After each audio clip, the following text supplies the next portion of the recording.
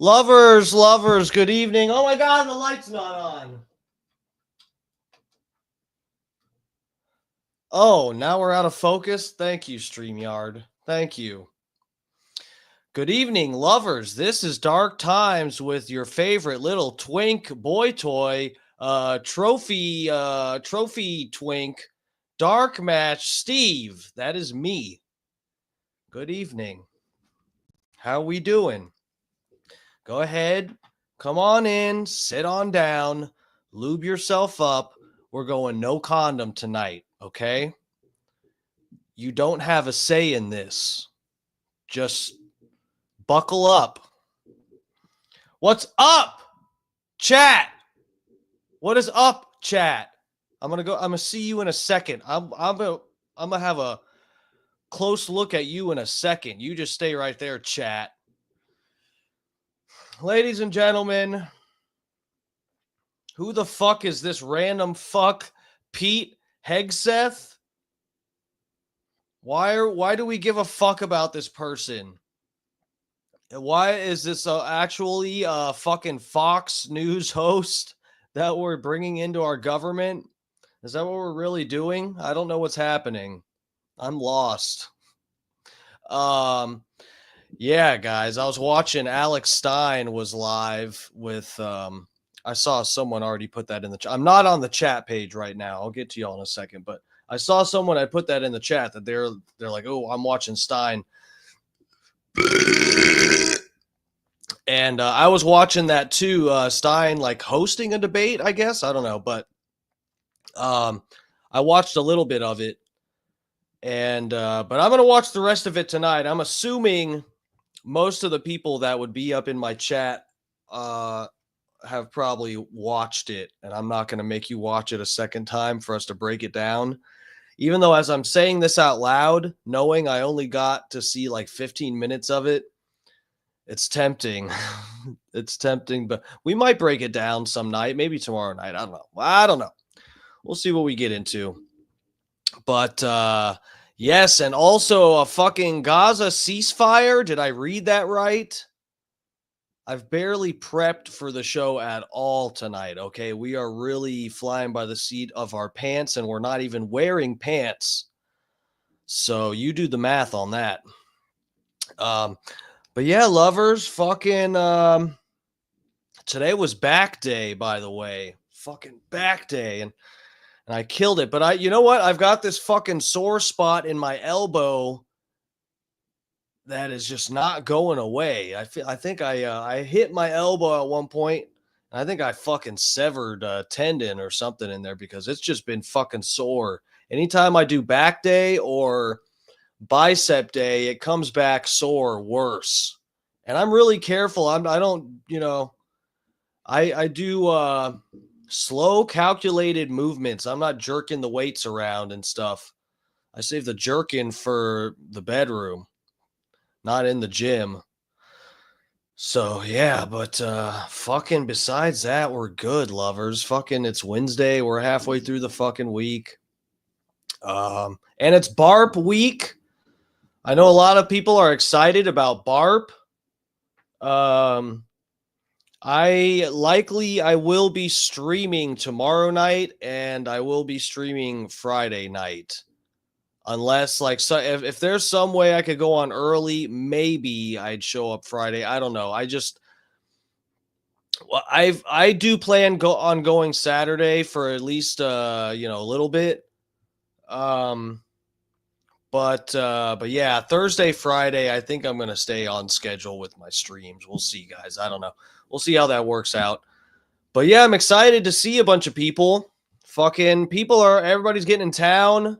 I think Rainey comes in today, right? Aren't there there's a bunch of people getting in today.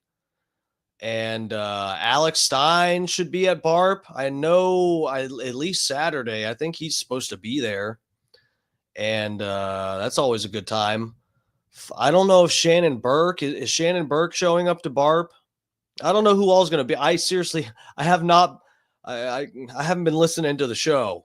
I've had my own shit going on. I have not been listening to the Bubba show. I did catch, what was it like? It was the Lummy after show or something with Colton and Rhett. I did watch a little bit of that because it said something about BARP countdown. That was like last week or something, and I clicked on that and I watched some of that. And didn't really learn much at all. I heard Carlos Mandingo's call, and I don't know. I think it was like, well, I don't know what I expected to learn. I was just like, BARP countdown. Let's see what's going on. And then I felt like I learned nothing about BARP at all. I just heard Carlos's call, and God bless Carlos's heart. He's been invited to BARP. How many years that we all did it? 3 years straight of doing the parody songs to, earn our way into the BARP party, the Bubba Army royalty party that happens every year.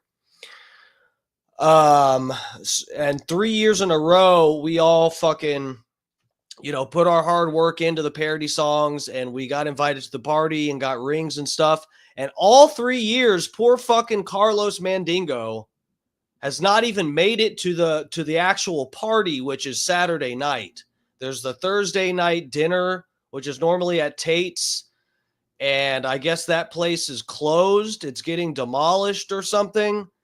And I don't know if that has something to do with Bubba hosting people there. I don't know. Somehow I'm suspicious that Bubba, it's somehow this is Bubba's fault that Tate's is getting closed. I could be wrong about that, but I just, if I let my imagination run wild, I think, he probably has something to do with the Bubba effect. I don't know. But yeah, there's the Thursday night. Then the Friday night is Bubba 199. And I know Carlos has made it to that, I'm pretty sure, but Carlos has never fucking shown up to the party. He had to leave 1 year, and 1 year he was sick with COVID or something. I don't even remember what happened.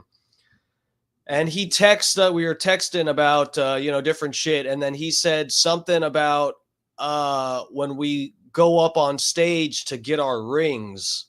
And I was like, oh my God, Carlos, that's so funny. You haven't even gone to the party. You don't know that we don't get our rings like presented to us. That's the Hall of Fame people that get a bust made. Okay.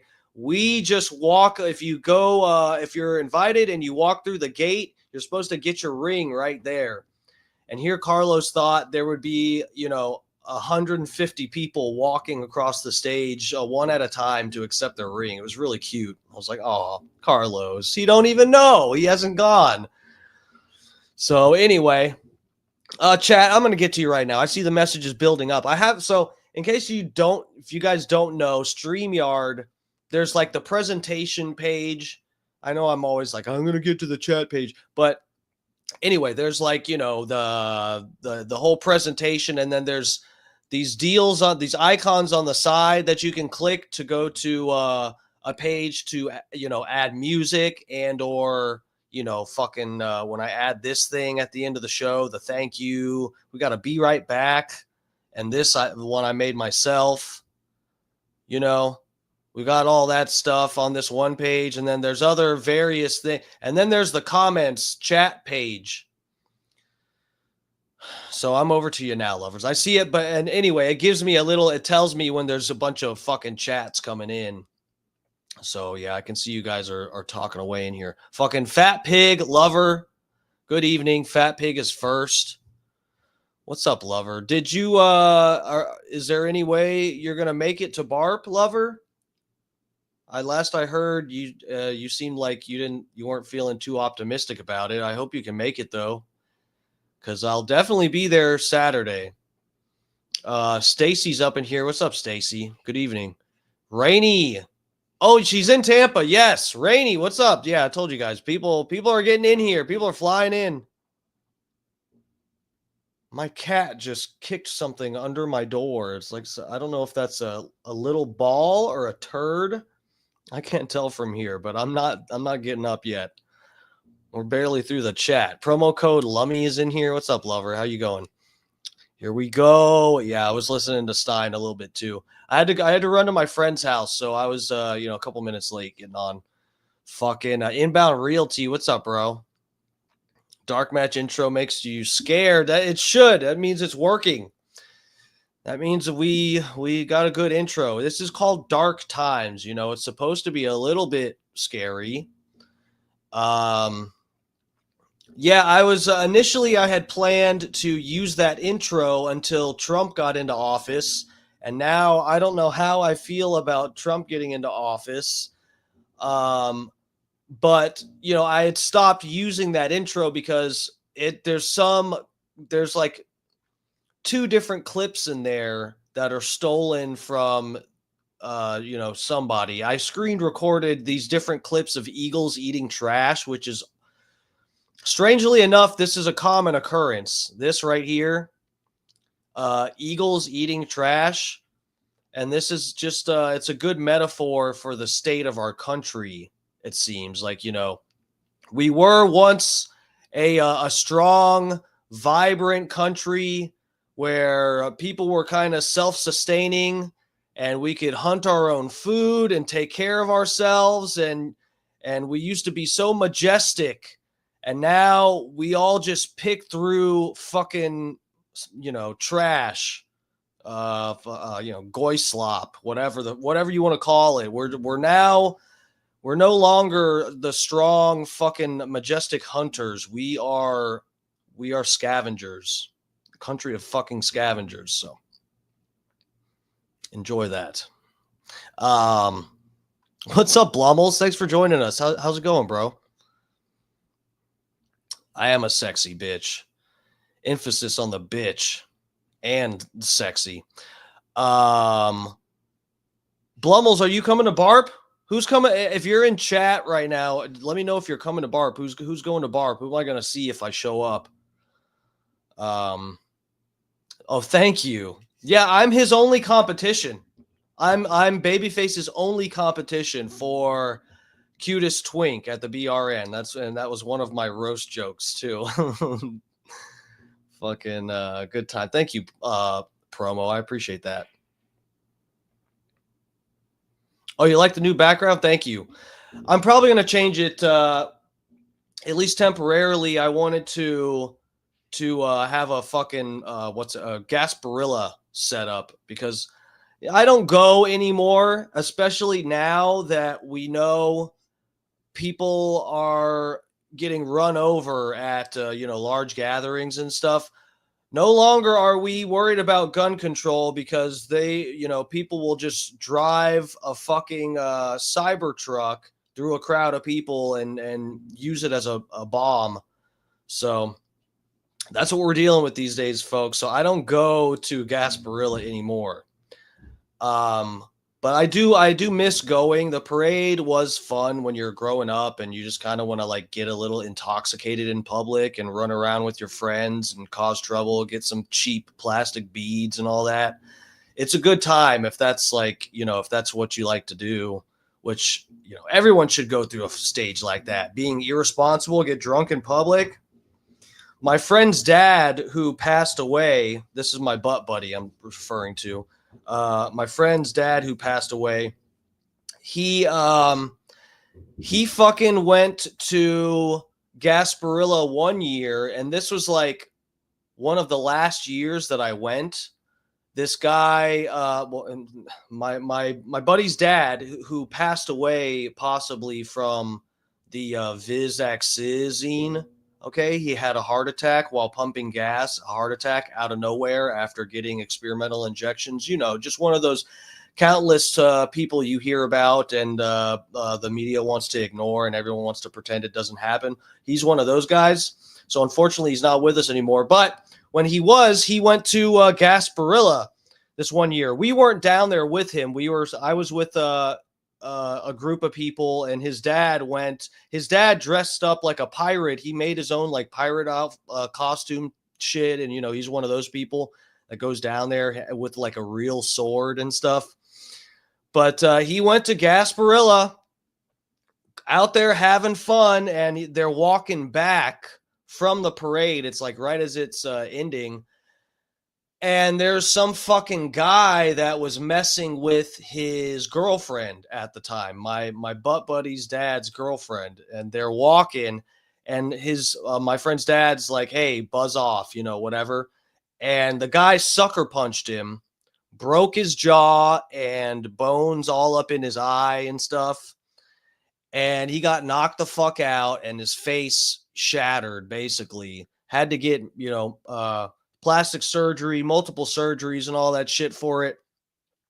Long story short, that day he went to the cops down at Gasparilla. He was like a block or a couple blocks away, not even from like the main crowd of the parade, and walked up to a police officer to try to get help.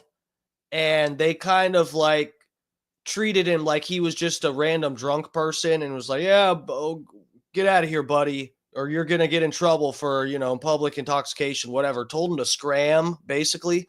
My buddy's dad got the name and badge number of this Tampa police officer in uniform that neglected to help him or call an ambulance for him. He got the badge number for this person and name. When he went to report them for being a piece of shit and a terrible cop, they're not in the books. That's so weird. They weren't on the books. It's just a random police officer with a real badge and real badge number and real name tag. Just doesn't show up in our records, sir. We're not sure what police officer you're referring to.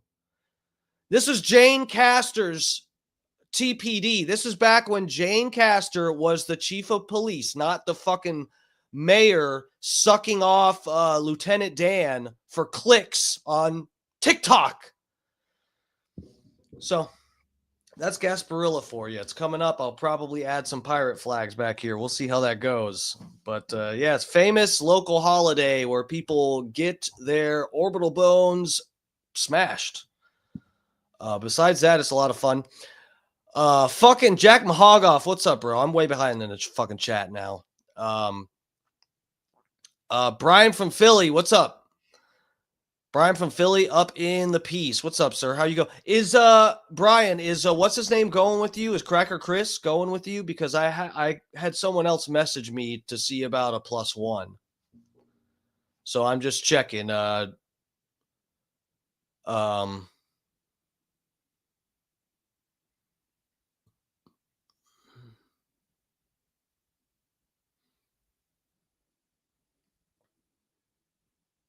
When Tampa Terry gets to Barp, I would love to see Tampa Terry at Barp. I didn't read your message there. Sorry.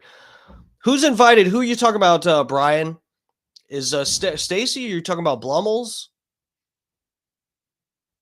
Yeah, no ring ceremony. Natural Aspired. What's up, dude? They won't let who in?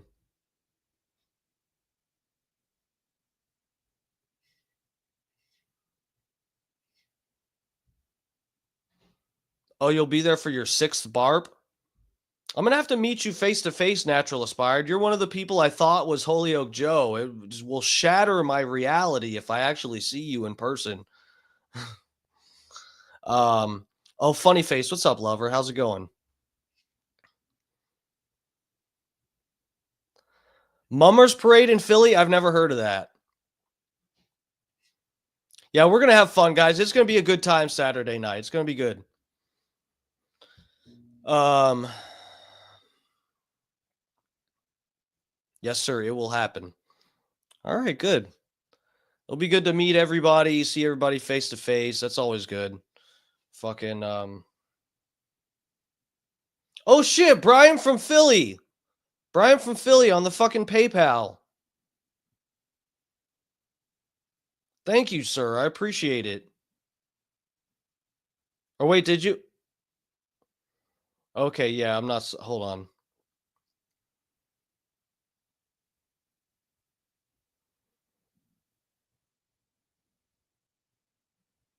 Are you saying you sent me something?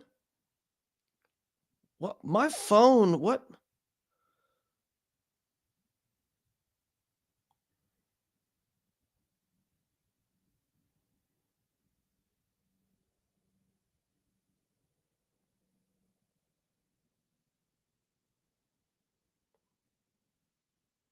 Oh yeah, 25. Okay, sorry, it took me a minute to get in. Brian from Philly, 25 on the PayPal. Thank you, sir. I really fucking appreciate it.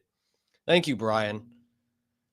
Money's been a little bit tight for me recently. Just been having a lot of shit going on and fucking I've been working my ass off, but you guys, my mom has not gotten insurance money yet. So I was kind of I don't know if I explained this before. I thought they were going to for sure take care of it. I guess we're sort of like I don't know, still figuring out what they're going to cover and what they're not. They've kind of got my mom in this holding period and she's been paying out of pocket for us to do all this work at the house and stuff. So,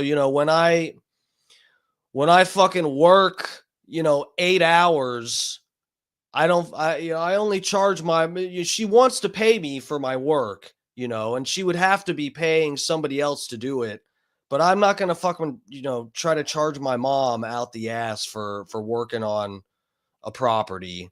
I feel guilty about it, even though, I mean, it's like, if I'd have to go work somewhere else, if not, and she would have to go hire someone more expensive if not. So we've been repairing this fucking property that got flooded, and whatever. It's not exactly a job that I can get overtime or something. I'm kind of whatever, trying to be a decent human being about it.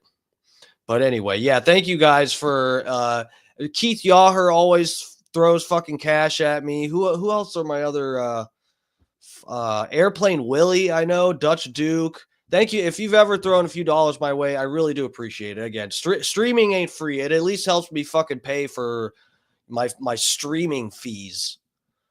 And you remember what happens if we don't pay for the streaming fees, guess what we have to look at?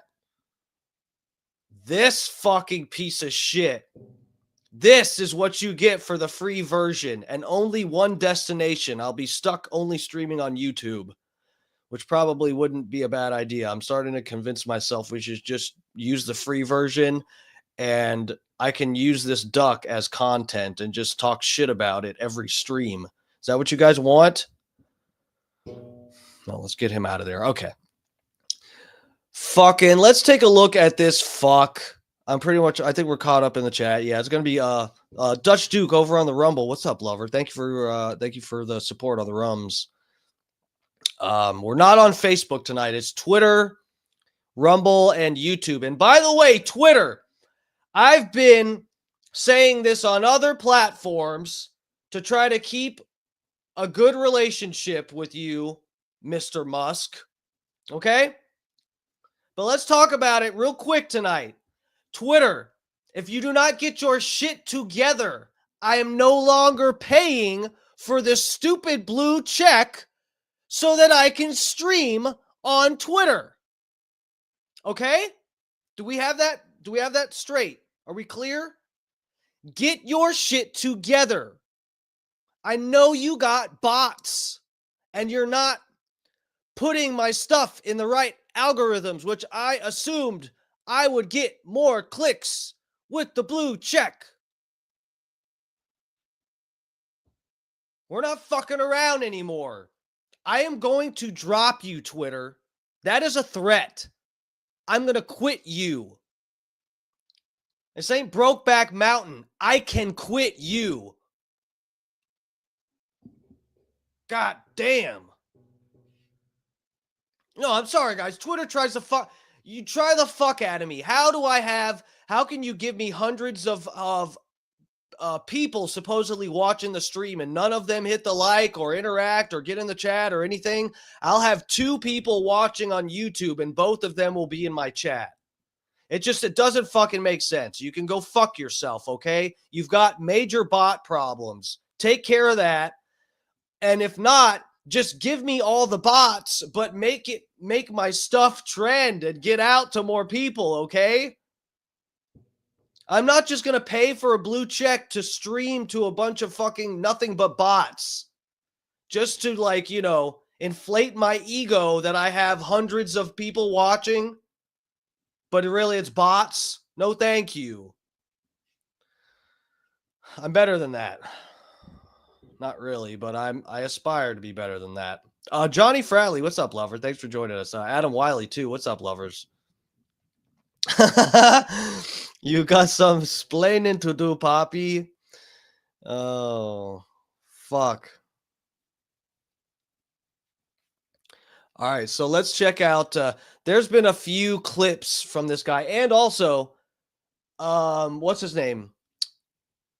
Piers Morgan had a bunch of guys on fighting about this shit. The Pete Hegseth Conformation.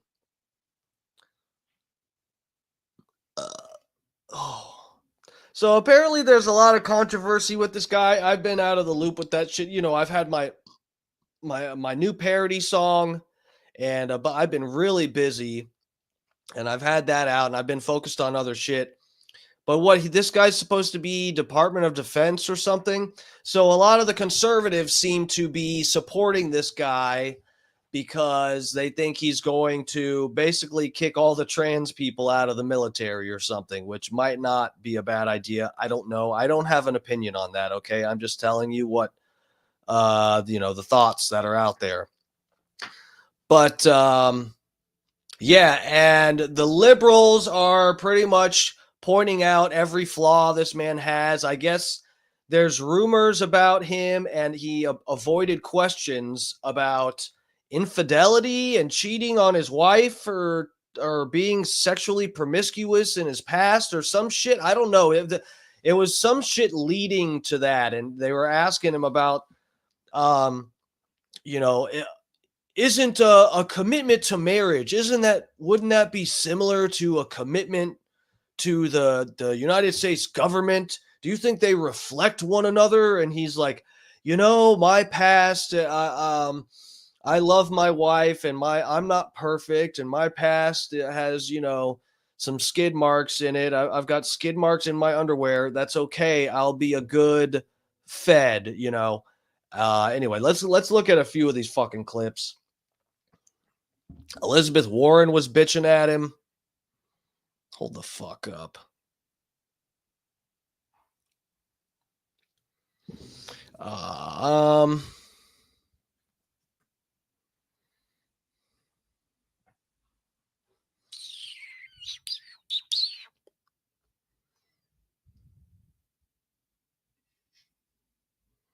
Oh God. So yeah, the full video of this is 4 hours long. We are not gonna, I should put that on double speed and just shut up and play it for the whole stream. That'd be funny. I wonder how many people would stick around if I did that. If I just played the 4-hour video on 2x speed and just sat back with my fucking legs and arms crossed. Okay, hold on. Let's see.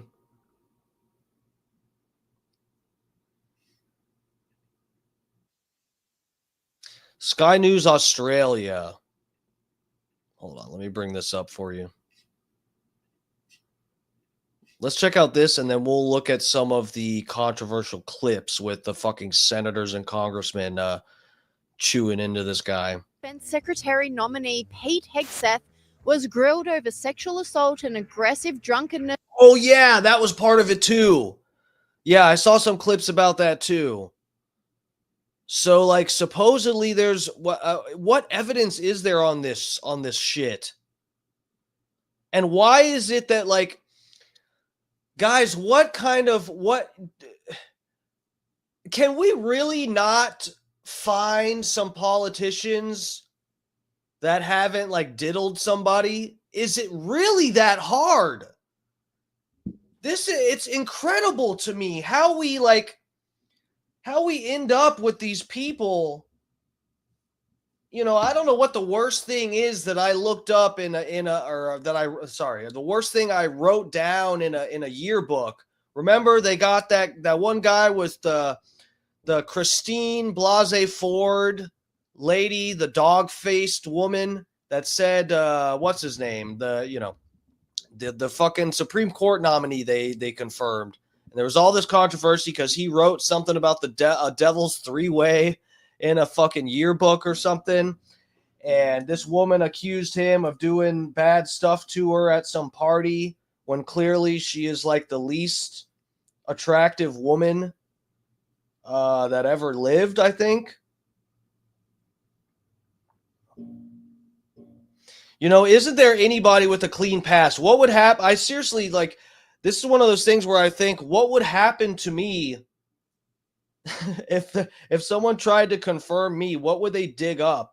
I don't think that there's anything worth talking about besides, you know, me doing butt stuff with other men, and only the conservatives would have a problem with that. 10x speed. I wish, guys, if we had 3x speed, I might actually try to watch the whole confirmation hearing with you. That's funny.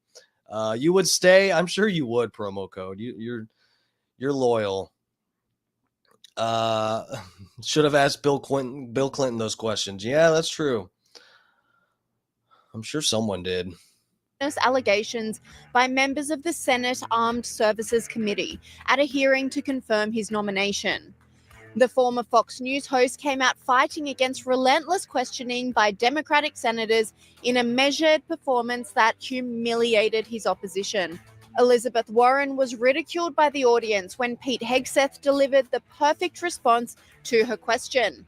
In other words, you're quite sure that every general who serves should not go directly into the defense industry for 10 years. You're not willing to make that same pledge? I'm not a general, Senator. You'll be the one, let us just be clear, in charge of the generals. Hegseth then slammed the inflated bureaucracy. That's kind of funny, but a little bit slimy. And you made her look silly, but it's a fair question. It's a fair question. Of the Biden administration in the area of defense. Bloating. What are you going to do about that? Senator, we're going to address that. We won World War II with 7 4-star generals. Today, we have 44 4-star generals. There's an inverse relationship between the size of staffs and victory on the battlefield. We don't need more bureaucracy at the top. We need more warfighters empowered at the bottom. So it's going to be my job working with those that we hire and those inside the administration to identify those places where fat can be cut so it can go toward lethality. Hegseth then owned Senator Mazie Hironie after she peddled unproven anonymous allegations. No. Multiple false anonymous reports peddled by NBC Do you News know that run directly contradictory to the dozens of men and women at Fox News Channel who I work with. I'm not hearing the on the answer to my record question. and said, We're not hearing your question either, lady, and we can't see your eyes. In your opening statement, Mr. Hegseth, This commentator blasted the senator for her confused line of questioning. She said, Mazie Hironie might be the least intelligent member of Congress, and that's saying something. This line of questioning is unbecoming of her position as a United States Senator. She just asked him about being a drunkard.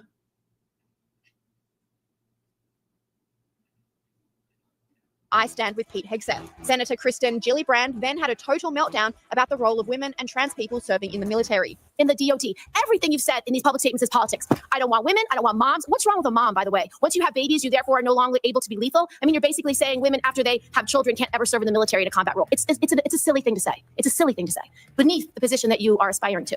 To denigrate LGBTQ service members is a mistake. If you are a sharpshooter, you're as lethal regardless of what your gender identity is, regardless of who you love. So please know this to be a true statement. So you say it was a political thing. You say it undermined us, social engineering. I don't know why someone having to publicly say or not publicly say who they love is social engineering. I think Hegseth's courageous performance was widely praised, with Senator Jim Banks urging his confirmation as senator as soon as possible. Welcome, Mr. Hegseth. You've conducted yourself very well today. In fact, so well that I believe it's incumbent upon this committee to confirm you ASAP to get you on the job to clean up the mess that we have at the Pentagon ongoing at this moment because of the leadership there over the last 4 years has failed us. The response in the media was the same, with former District Attorney Janine Pirro praising Hegseth's performance. I'm so proud of him. I really am. Look, he's going to bring the warrior culture back. And he sat there. This woman is like 80 years old. And she looks like she's like maybe 40 something. That's incredible. She's been dipping into the baby's blood, the adrenochrome stuff, the Democrats they got. She's been dipping into it. And knowing that there were a lot of things that they were going to come at him with. And he was cool, calm, steady, and prepared. And he was willing to admit what a lot of Democrats who want to take the moral high ground cannot admit. And that is, I've made mistakes. And I've made amends to my God and to my wife. And I'm good. And I'm better for it. Even CNN couldn't help but admit Pete Hegseth crushed the hearing. Well, in short, I think Pete Hegseth kicked their asses today. I mean, it wasn't even close. They didn't lay a glove on Hegseth. No mistakes, calm, cool, collected. I mean, before the thing even started, you had this like Code Pink, protester freak show trying to disrupt the hearing. That's a Democratic base, by the way, which probably explains why the Democrats on the committee acted in such a bizarre and unprofessional way. I was appalled at some of the way these senators handle themselves and some of the... Let me tell you guys, we are in a strange era right now where you've got, dude, everybody is trying to jump on the Trump train now. I don't trust it. I don't like it.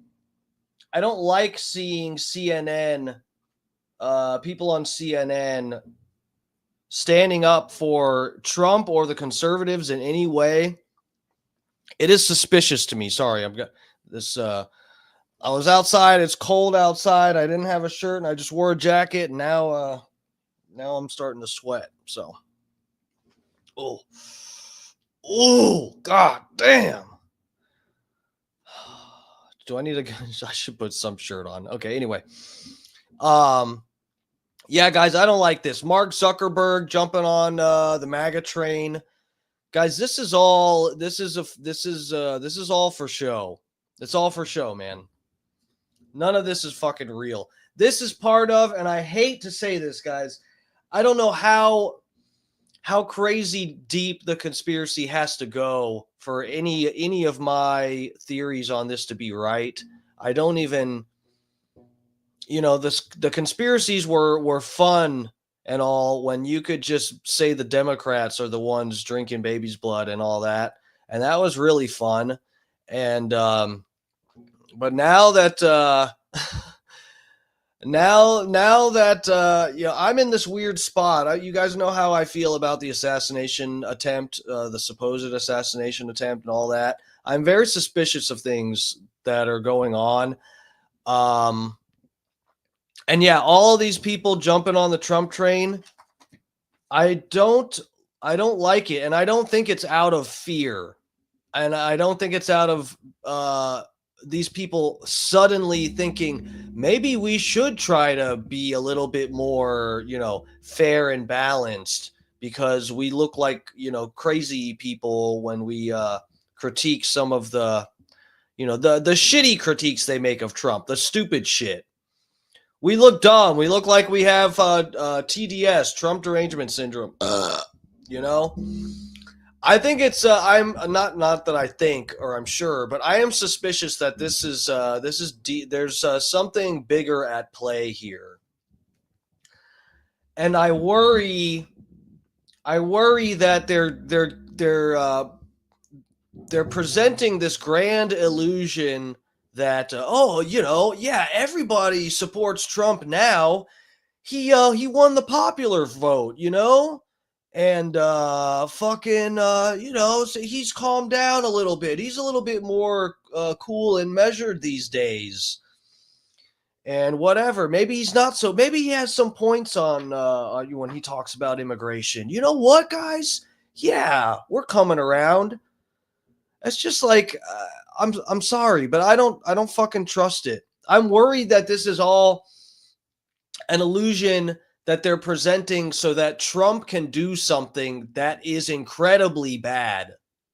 Whether it's World War III or what, I don't know, but this is what I'm actually, this is what I'm worried about. And you guys, please, guys, I'm not a crazy liberal person. I voted for him 3 fucking times, okay? I don't want any of this to be true. I hope I'm wrong. I hope he's I wish he was playing 4D chess. I don't really, I don't believe that as much as I was prone to believing that years ago. I am hopeful though. Don't feel like I'm just completely black-pilled here or something. I am hopeful. Maybe this will work out.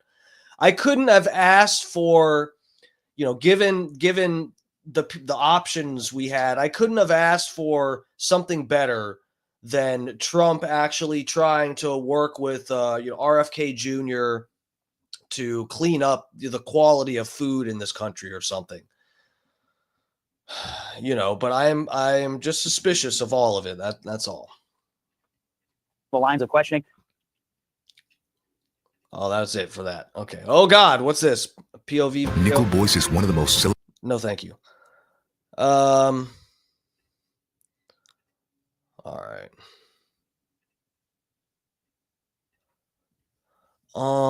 Let's see. Tim Kaine shows no mercy. Cheating and accusations. Hegseth. Okay, let's look at this. Thank you. Thank you, Mr. Chairman. Okay, here we go. Mr. Hegseth, I'm looking forward to this opportunity to talk. I want to return to the incident that you referenced a minute ago that occurred in Monterey, California in October 2017. At that time, you were still married to your second wife, correct? I believe so. And you had just fathered a child by a woman who would later become. Okay, so what? I'm sure they're going to lay it out here, but this isn't. So the other lady, the Asian lady, who was a congresswoman or a senator or whatever, that was asking him about, she was confronting him about some drinking allegation or something that was bullshit. He was saying it was just some bullshit that the press cooked up. At least, we're a couple seconds in here, and it seems like he's not. The first impression I'm getting is that whatever this senator's referring to is a legitimate story, but I don't know. Let's check it out.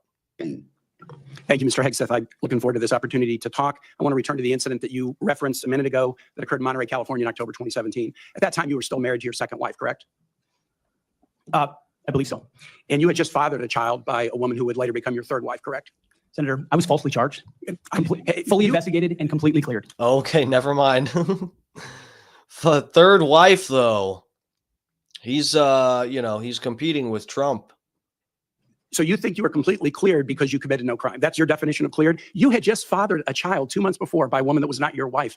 I am shocked that you would stand here and say you're completely cleared. Can you so casually cheat on a second wife and cheat on the mother of a child that had been born 2 months before, and you tell us you were completely cleared? How is that a complete clear? Senator, her child's name is Gwendolyn Hope Hegseth, and she's a child of God, and she's 7 years old. And she was, and you cheated on the mother of that child less than 2 months after that daughter was born, didn't you? Those were false charges. Well, it was fully investigated, and I was completely cleared. And I'm so grateful for the marriage I have to this. No, you've admitted that you had sex at that hotel in October 2017. You said it was consensual. Isn't that correct? Anything?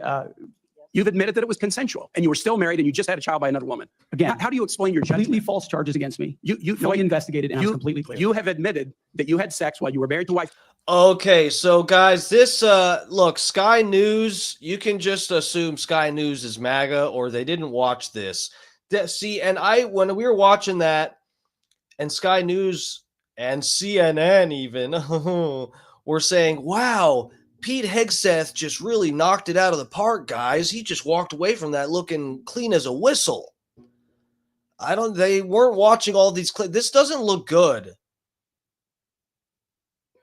He's clearly, Pete is nervous and he's squirming here. We can slow it down to normal speed to actually, like, read, their body language and stuff more properly, I guess. But, like, I don't even know what the situation is.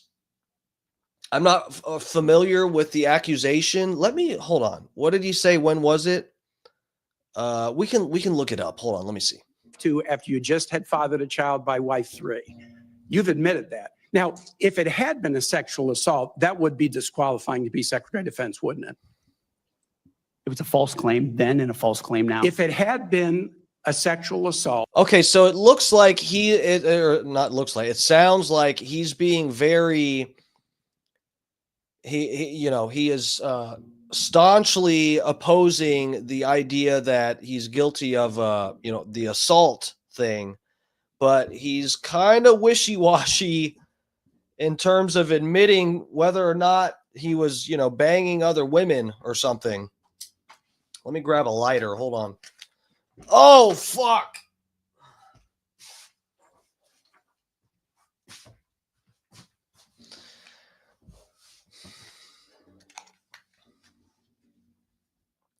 But it doesn't look good.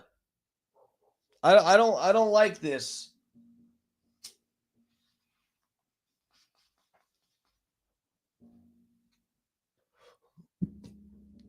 No one's fucking perfect, but how do we how is it every confirmation hearing there's some diddling thing going on? Why every single one? Really? Every single person that gets nominated to something is either a crazy person who can't give you any kind of definition of what a woman is. That's what the Democrats are serving up to us.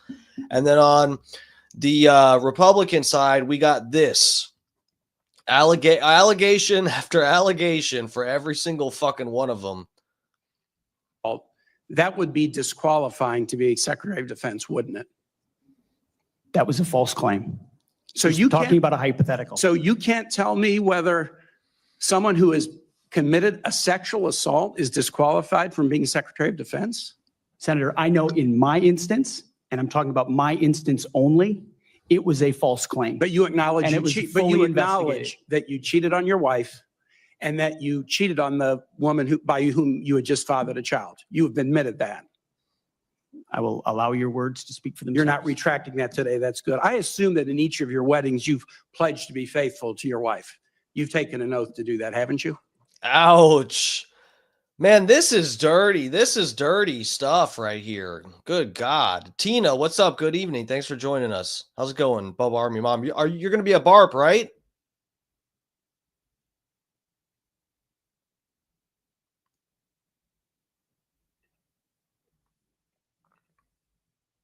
Yeah, so I mean, I get the justification. I understand the justification for bringing all of this bullshit up, all this mudslinging.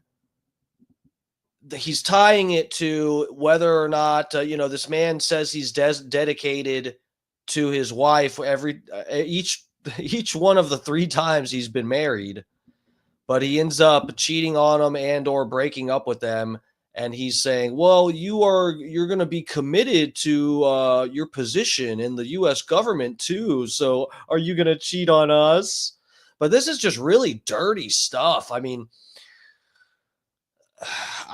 you got to think back like fucking 10 years ago, 20 years ago. Does this kind of thing like come up that they bring up major personal type of shit? Just in a desperate attempt to tie it. You're desperately trying to relate it to them being nominated to this position. But I mean, it's really just mudslinging.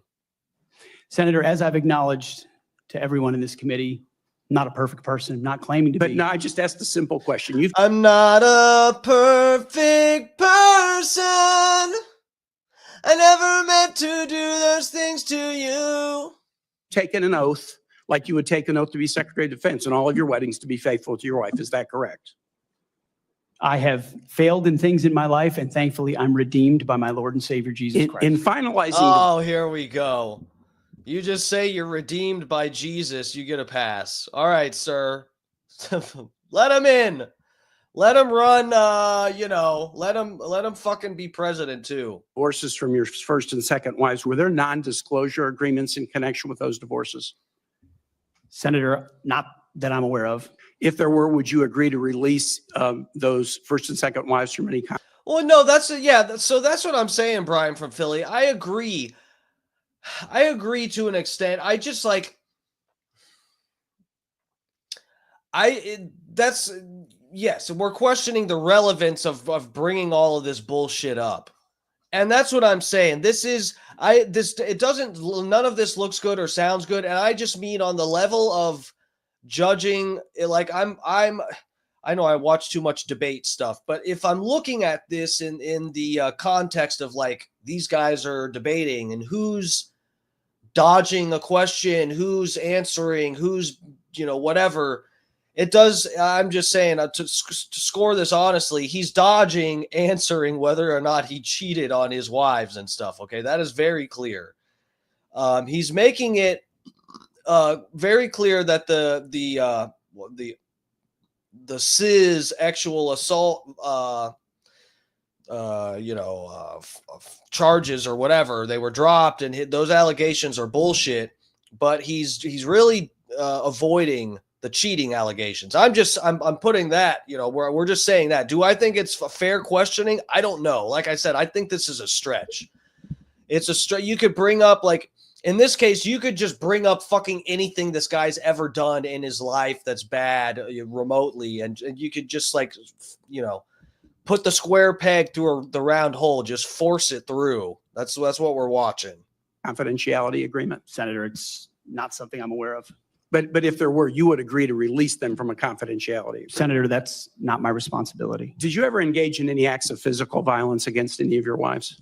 Senator, absolutely not. But you would agree with me that if someone had committed physical violence against a spouse, that would be disqualifying to serve as Secretary of Defense, correct? Senator, absolutely not have I ever done that. You would agree that that would be a disqualifying... Bro, he is... Okay. He is... Oh, God. He's trying so hard. This is not a good clip for him. Yeah, as long as it's legal, it's nobody's business. I kind of feel the same way. Unless it were something like, God, I don't know. I don't know, man. I think. So this is the thing. I think on this one level, I feel like any of these questions, you could consider them to be fair. And with the position I'm coming from in that is not because the Democrats are in this situation, they would agree with me. They'd be like, any question would be fair, but that's because they're biased in the sense that they this is someone the conservatives have put up and they want to trash him.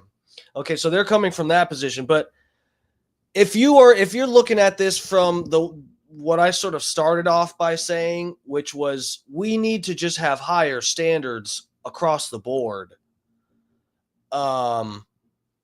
for people that are going to be working in very high profile positions of the government. I think we should have a very, very, high set standard, a high bar.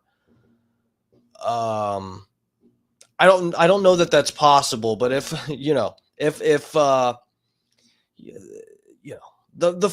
way the government's fucking run now, the people that are in the government fucking, we know guys, we know the stuff that these fucking people are tied to, like the Clintons, all their fucking friends are like kid touchers and stuff like that. It's like, if we're going to have shitty standards, then, whatever, fuck it. I don't care if this guy beats his wife or whatever. We just want the government to work right. And, this guy will probably do it. But why is this guy nominated? Because he worked at Fox News and probably, no offense to any conservatives, but probably he licked the right boots and whatever the fuck. I mean, That's what I'm saying. We should have better people represented. They don't have fucking 5 ex-wives, and some of which they had such a bad breakup that now they're making up stories that he beat him up. I think that's one thing, right? Hold on a second.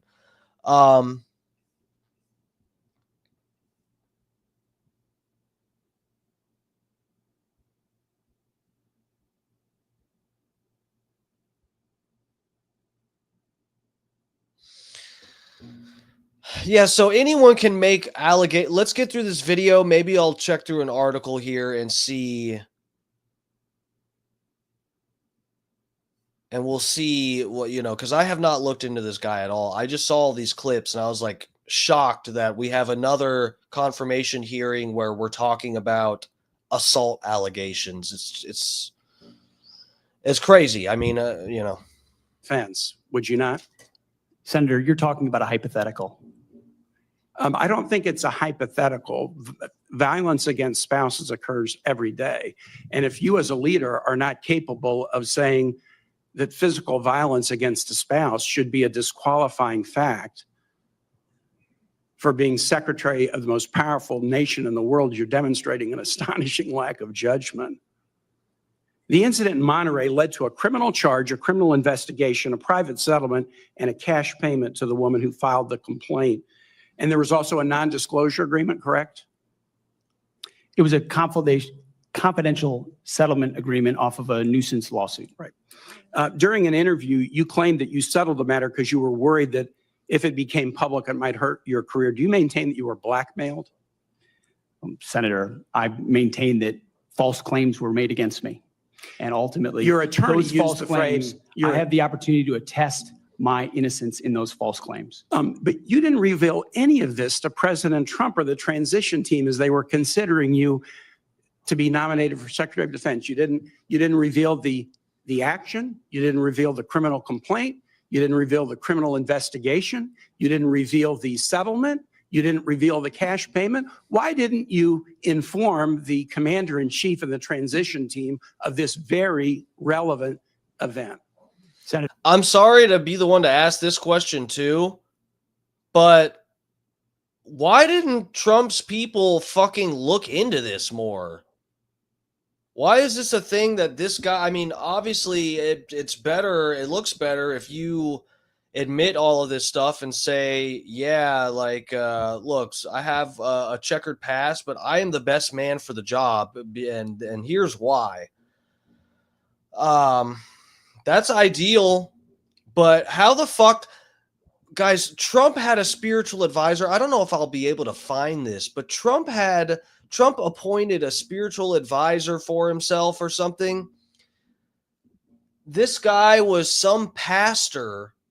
I want to say he was from Texas or Kentucky or something. Some Southern pastor that was appointed as like Trump's spiritual advisor. And this guy had some fucked up allegations against him involving like a 13-year-old girl. And there's all these cringe videos of Trump literally, he's working like wrestling style. He's like, he's being a salesman and fucking trying to paint things the best way. And he's just talking, but he literally said multiple times that this pastor has a great, impeccable record. He has no checkered past. He's an impeccable reputation, all that. And turns out the guy was involved in something with like a 13-year-old girl, where they actually ended up blaming the 13-year-old girl for the diddling stuff that happened to her by Trump's advisor. How are you people this is like why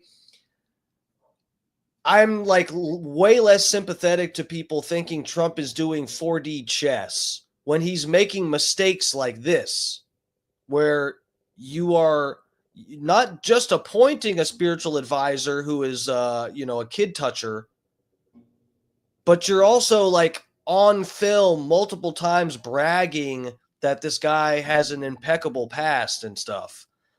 Like, I don't know, guys. Senator, I've appreciated every part of the process with the transition team. They have been open and honest with me. We've had great conversations between the two of us. And I appreciate the opportunity that President-elect Trump has given me. You chose not to reveal this, right? Because you knew it would hurt your chances. So you chose not to reveal this really important thing to the commander-in-chief and the transition team because you were worried about your chances rather than trying to be candid with the future president of the United States. Are there any other? Okay, just so you guys don't think like, oh, Steve is on some bullshit. I just found an article explaining this. Let me pull it up for you, because I've talked about this on stream or on my old podcast before, and I feel like unless, I know some people aren't going to look it up and whatever, I just want to show you I'm not making stuff up or like, whatever. Oh, Jesus, get out of here. Bro, this is the guy. Pastor and ex-Trump advisor. Wait, are you guys on this with me? Okay, let me blow this up. Pastor and ex-Trump advisor resigns after admitting to this, which I'm not going to say out loud, abuse. Robert Morris resigns from Texas. Okay, Texas. I knew I remembered it was some. Anyway, Robert Morris resigns from Texas church after admitting to abusing in the 80s, starting when she was 12. Fuck. 12. Texas megachurch said on Tuesday it had accepted the resignation of its senior pastor after he admitted to abusing a child in the 1980s. The church has also launched a formal legal investigation into the matter. Robert Morris, a founding pastor of Dallas-based Gateway Church and one of Donald Trump's former spiritual advisors, admitted to religious publication The Christian Post on Saturday that he had been involved in an inappropriate behavior with a girl he inaccurately referred to as a young lady. Remember what I said? They were justifying this, saying, oh, they were calling her a young lady and sort of like victim blaming, saying like she was a harlot or she was a little slut or something, and she tempted him into getting involved. This is like what someone defending this pastor actually said this. It may have been himself. I don't remember exactly. But anyway, for several years between 1982 and 87, starting when she was 12. Although Morris said he confessed his behavior to the church back in 87, Gateway Church said in a statement to The Guardian on Tuesday that it did not have all the facts of the inappropriate relationship between Morris and the victim, including her age at the time and the length of the abuse.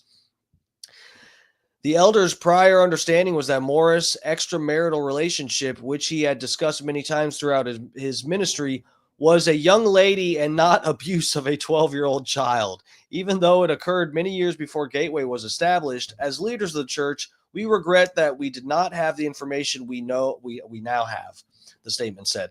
Morris's accuser told the Christian Post that while she had forgiven the pastor for the abuse, she did not believe he should have returned to the ministry.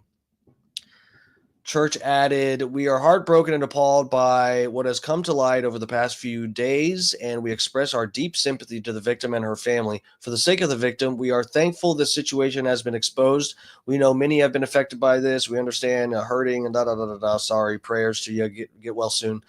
Gateway's board has retained the law firm. Okay, so the whole point was they need to do better looking into people. Trump and his team, I'm sorry, I'll be the one to say it. They need to aim higher. If we're gonna say this man's doing 4D chess, we can't see stuff like this happening. I'm sorry. That's just my opinion. Other important facts that you chose not to reveal to the president-elect and his team as they were considering you to be Secretary of Defense? Senator, I sit here before you in open book as everyone who's watched this process. With multiple non-disclosure and confidentiality agreements tying the hands of many people who would like to comment to us. Much has been made of your workplace behavior as a leader of nonprofit veterans organizations and as a Fox News contributor. Were you fired from either of the leadership positions with the nonprofits? I was the leader. I was the CEO of Concerned I know Veterans which for ones, but America and the those executive two, director were of you Vets for fired? Freedom. Were you fired from either And I of was them? never fired from a Do you have veterans organization. do you have non-disclosure agreements with either of those organizations? Not that I'm aware of, Senator. Many of your work colleagues have said that you show up for work under the influence of alcohol or drunk. I know you've denied that, but you would agree with me, right, that if that was the case, that would be disqualifying for somebody to be Secretary of Defense. Senator, those are all anonymous false claims, and the totality. They're not anonymous. The letters We've on the seen- record here. They're not anonymous. On the record, people We've who seen worked with records me with at names Vets for attached to Freedom, Concerned Vets for America, and Fox News One of attributing your to me one of being your colleagues working said, hard every day on behalf of one of my your mission. colleagues said that you got drunk at an event at a bar and chanted "Kill all Muslims." Another colleague, What the fuck? Kill him. Oh, now I'm starting to like this guy. Okay, here we go. Oh, fuck. That is funny. So you'll notice too, and again, I'm not saying whether or not these questions are actually fair or whatever, but I'm just saying he's clearly dodging this question too about the drinking on the job stuff.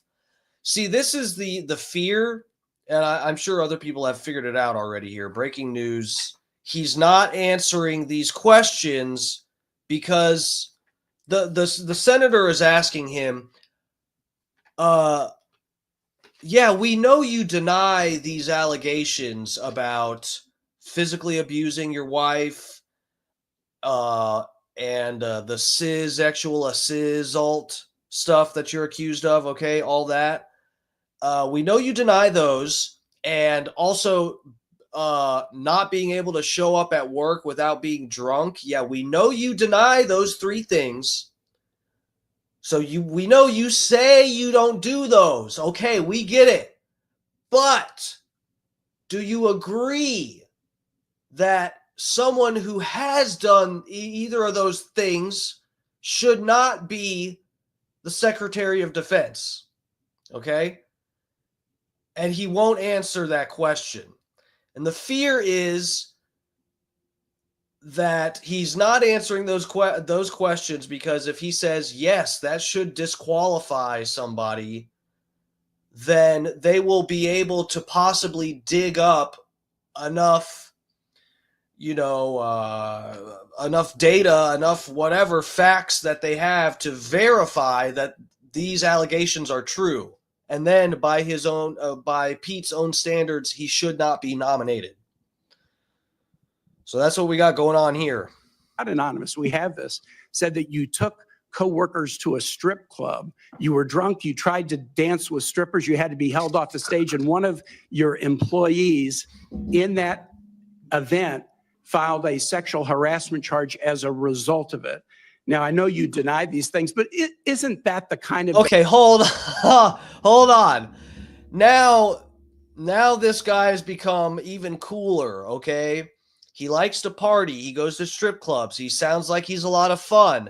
Let me say here, if we're being fair, and on Dark Times with Dark Match Steve, here we try to actually be fair and charitable, and as we try to do something that is at least seems to aim for the truth.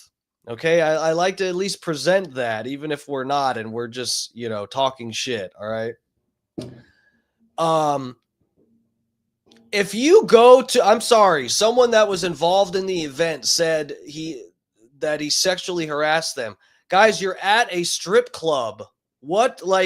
That's not even fair. Everybody's, touching each other and stuff, right? Come on. Sexual harassment. What did he do? Buy you a lap dance? Shut the fuck up. You went to a strip club and Pete sucked you off or something. Good for you. You had fun. Now shut up.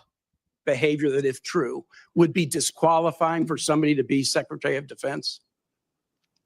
Senator, anonymous false charges. They're not anonymous. and I'll just conclude and say this to the chairman. You claim that this was all anonymous. We have seen records with names attached to all of these, including the name of your own mother. So don't make this into some anonymous press thing. We have seen multiple names of colleagues consistently throughout your career that have talked about your abusive actions. Chairman, I think attitudes, he's words, over and his time. statements He's to way women. over his time. I now yield. And thank you very much. I now ask unanimous consent to enter into the record a family court order concerning the appointment of parenting time between Mr. Hegseth and Mrs. Samantha Hegseth. It states that there were no claims of domestic abuse or probable evidence of abuse in the relationship. Without objection, that will be added to the record. Oh, so that helps. That helps Pete. Yeah, this guy definitely went over his time. That was fucking 8 minutes. Jesus Christ. They're never that fucking long. No check Willie. What's up, bro? Yeah, I'm doing good. I'm great. Thanks for asking. How you doing, No Check? Are you coming to BARP? Everybody just show up to BARP. When you get to the gate, just tell them that you are Dark Matt Steve's +1, even if it's like 3 or 4 of you in a row. Each one, just walk up and there's like, what's the name? You just go, oh, I'm Dark Matt Steve's +1. And then, Cracker Chris walks up and they're like, oh, hey, Cracker, are you a +1? Yeah, I'm Dark Matt Steve's +1. All right, come on in. Fucking, Funny Face walks up. Hey, what's up, Funny Face? Are you getting a ring? Oh, we don't have a ring for you. Yeah, I'm Dark Match Steve's +1. Go for it. You guys have my permission. We're Dark Times with Dark Matt Steve. We are crashing BARP. Okay? Line up. You're all my +1s. Oh, yeah. No, me too. If I didn't have some talent writing parody songs, I would just, I wouldn't be making it there either, brother. Or I'd be a +1. I'd be sucking some dick to get through the door or something. It would not be pretty what I would have to do to make it into BARP. I'll put it that way. All right, hold on, let me promo code, line up, brother. No, Bubba would shoot. No, line up. You're all my +1s. They didn't say how many +1s you're allowed to have. Each one of you is a +1. All right, hold on. God damn, I'm dumb. All right, let's see. Let's see Elizabeth Warren. Behind the bright lights and a It's 9:20. Yeah, we'll pull up. I'll pull up Piers Morgan after we look at this. We'll see this debate that he had. He had a few different people on. Michael Knowles, right? Isn't that guy's name? And what's his nuts? The other guy that got caught getting money from Russia or whatever. Dave Rubin. adrenaline of pro sport is an equally exciting I think Dave Rubin was involved in that. world of negotiations and deal making. That's what we cover each week on our podcast, The Deal. I'm Alex Rodriguez, former baseball player turned business executive. And I'm Jason Kelly, a journalist at Bloomberg. Over the next couple months, we'll hear from... There's a 32-day period in which you suddenly have another description about your views of women in the military. And I just want to know, what changed in the 32 days that the song you sang is not the song you come in here today to sing? Senator, the concerns I have and the concerns that many have had. I don't know what she's going for, but this is fucking cringe. That is so fucking cringe. She's pretending she's really flipped out about it, but it's like blatantly an act. Especially in ground combat units, is that in pursuit of certain percentages or quotas, standards have been changed. And that makes the combat more difficult. Let me make a for everybody suggestion involved. about what happened in that 32 days. You got a nomination from President Trump. Now, I've heard of deathbed conversions, but this is the first time I've heard of a nomination conversion. And I hope you understand. She needs new writers. She needs new writers. You need a better team too. That many women serving in the military right now might think that if you can convert so rapidly your long-held and aggressively pursued views in just 32 days, that 32 days after you get confirmed, maybe you'll just reverse those views and go back to the old guy who said straight up, women do not belong in combat. Now, Mr. Yeah, that's her, Elizabeth Warren. She's a Native American. She's a full 1,000,000% Native American. Mr. Hegseth, you have written that after they retire, generals should be banned from working for the defense industry for 10 years. You and I agree on the corrosive effects of the revolving door between the Pentagon and defense contractors. It's something I would have liked to talk with you about if you'd come and been willing to visit with me. But the question I have for you on this is, will you put your money where your mouth is and agree that when you leave this job, you will not work for the defense industry for 10 years? Senator, it's not even a question I've thought about because it's not about one it right now. It's not one, my motivation for this job. I understand that. I just need a yes or no here. Come next. Time is short. I just need a yes or no. I would consult with the president about what the policy should be In at the Defense other Department. words, you're quite sure that every general who serves should not go directly into the defense industry for 10 years. You're not willing to make that same pledge? I'm not a general, Senator. You'll be the one, let us just be clear, in charge of the generals. Yeah, don't let him get away with that. Really, that's sloppy. So you're saying sauce for the goose, but certainly not sauce for the gander? I would want to see what the policy of the Oh, president is. I'll bet you would. Thank you, Senator. Yeah, see, this is the same. You guys remember on Hidden Camera, this was either Project Veritas or James O'Keefe. I know he's not with them anymore. It was one of the two that they were talking to, another gay guy sipping wine who was just letting the cat out of the bag, explaining how the EPA had these millions of dollars of funding that they were basically like in a rush to get rid of, and they were giving all this funding out to these different organizations and all this fucking shit. And he was explaining, yeah, well, when we're here with the EPA, we work in the EPA, and we'll decide to give out funding to these different environmental groups and organizations and stuff like that, and then that secures us a job for when we leave the EPA. So this is admittedly, this is how it works. I would like, again, it'd be nice if he said, no, I'm not going to do that because it's a conflict of interest. And that's how fucking government officials get payback for all of the good things they do for these other organizations, throwing around tax dollars, hard-earned tax dollars. This is our kickback, so I'm not gonna say.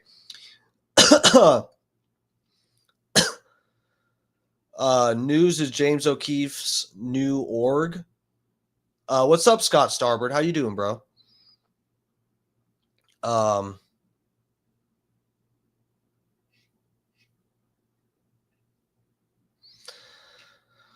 right, hold. Let me pull up Piers Morgan shit and see what they fucking get into. Hold on one second. Let me see.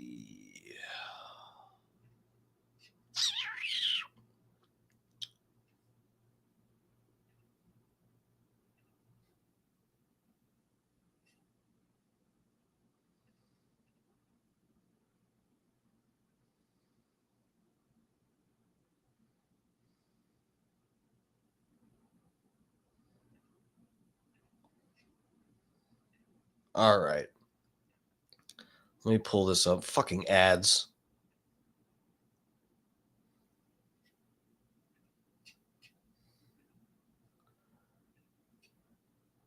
hear voters are injured or I'm a change agent and a threat to them because Donald Trump was willing to choose me, to empower me, to bring the Defense Department back to what it really should be, which is warfighting. I think he's going to reform the military very quickly, and I think we're going to get back to having a functioning military that people can be proud of, rather than counting, how many lesbian generals that wear dog collars we have. I spent more than 10 years at Fox News.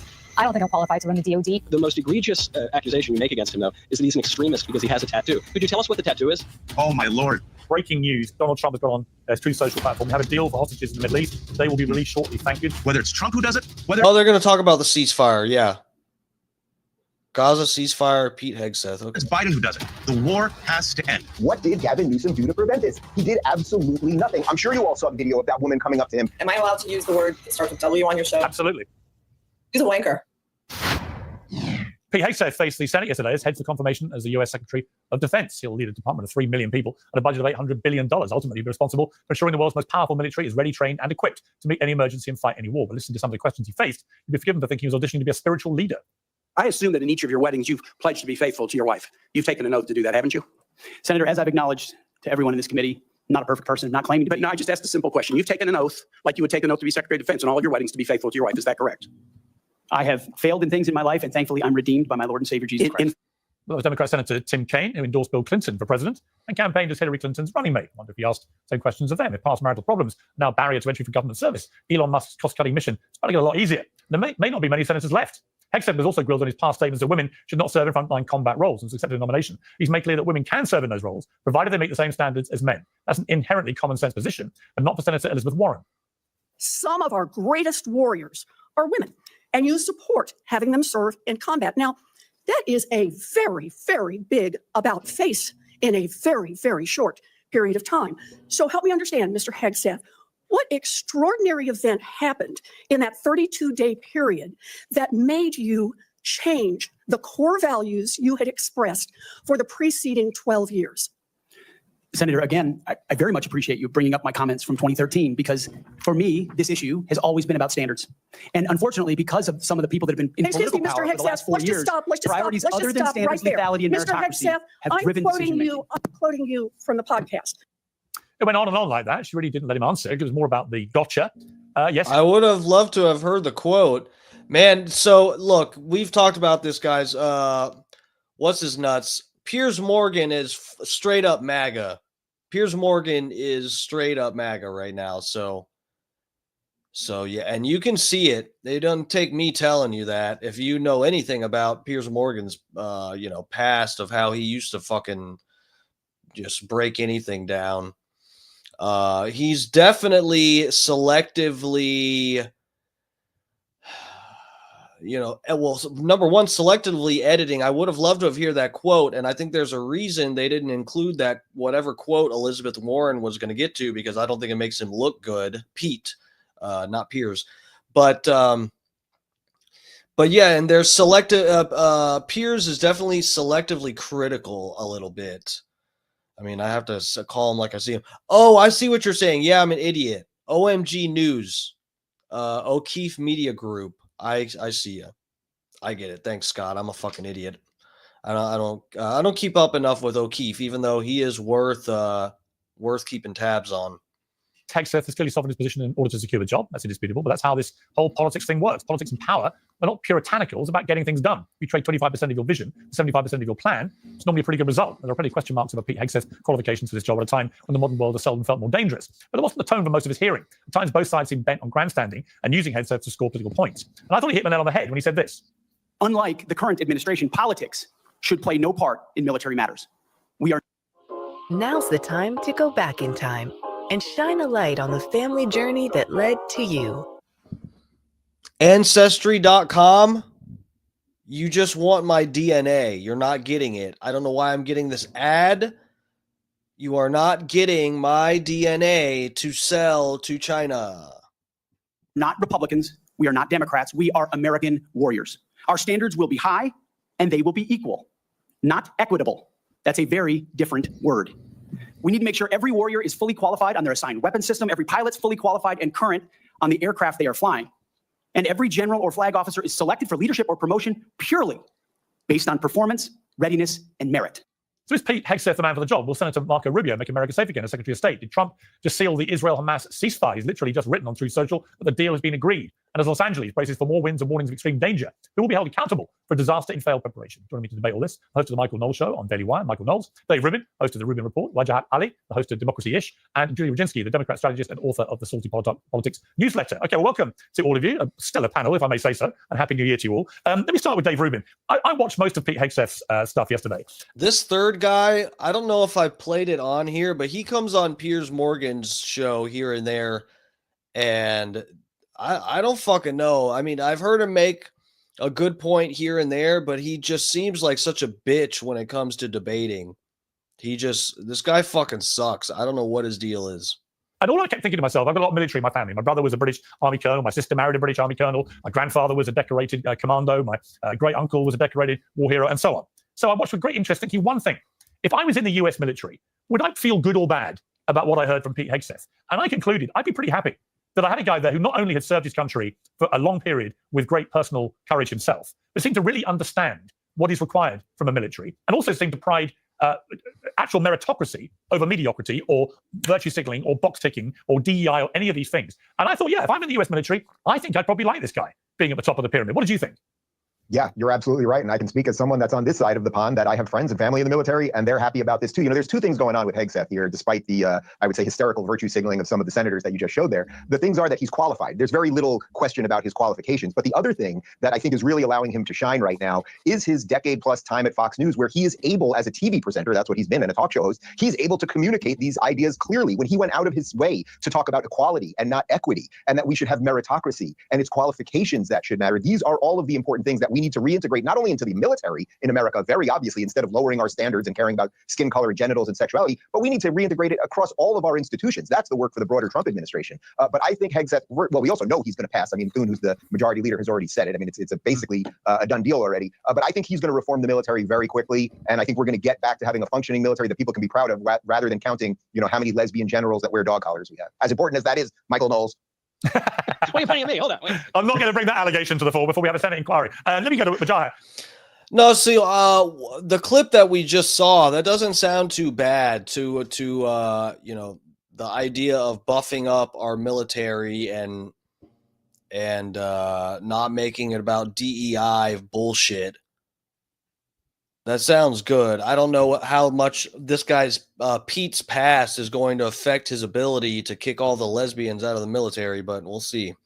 Wajahat, I mean, I've heard the criticisms about Pete Hegseth. I know him a bit from when I've done stuff on Fox. He's always been really good to me, and always I thought a very good performer on television. But I also thought that under fire yesterday, and some of you got a bit personal and ferocious, he conducted himself calmly. He seemed very well informed. He clearly has some opinions about the military, which others may not share. But I certainly didn't get a feeling of somebody out of his depth.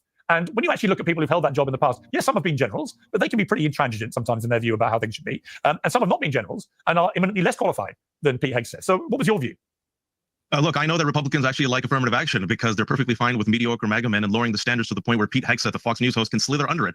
And B, the Secretary of Defense, for people who don't know, the Secretary of Defense overlooks a budget of over $900 billion, 3 million people. He is responsible, in particular, for defense policymaking. We're talking about law and order, national security. You're going to give it to Pete Hegseth, a man who was in the National Army Guard, his fellow colleague in the Guard, looked at his tattoos and actually reported him to be an insider threat because it was so extreme. This is a man who wrote a book called American Crusade. In his book, Pete Hegseth said, I am too extreme for the U.S. military. In his book, Pete Hegseth said, I support these militias, these paramilitary forces. In his book, he calls the enemies liberals extremists. So much for unity. This is a man, not just adultery, but sexual impropriety. He has been alleged of sexual impropriety and sexual assault. If he has nothing to hide, release the woman that he has signed to an NDA and paid off. Let her tell her story. This is a man whose own mother sent one of the most damning emails I've ever heard and read in my life. If your mother sends the email that Pete Hegseth's mother said you have failed in life, accusing him of being a sexual abuser, a man whose own Fox colleagues have said, allegedly in the New York Times, that they're worried about his alcoholism, alcohol problem, and a man who has economic impropriety allegations. He was released from 2 nonprofits. What are we doing here, Piers? Listen, with Marco Rubio, I disagree with him. You don't see me here complaining. Qualified guy, intelligent guy, Secretary of State, fine.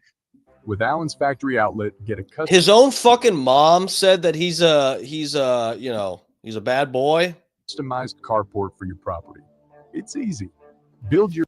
Pete Hegseth as Secretary of Defense, what are we doing? You guys are putting lipsticks on a pig and you're making America less safe. And the right wing in MAGA is doing this for Pete Hegseth. Okay. You're making this country less safe just because you're bending the knee to Donald Trump and he wants a lapdog, who, by the way, I'll agree with Dave on this.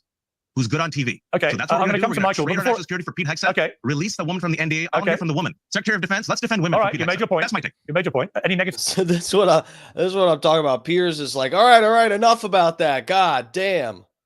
Hold on. Let MAGA in here. Tips while we're at it.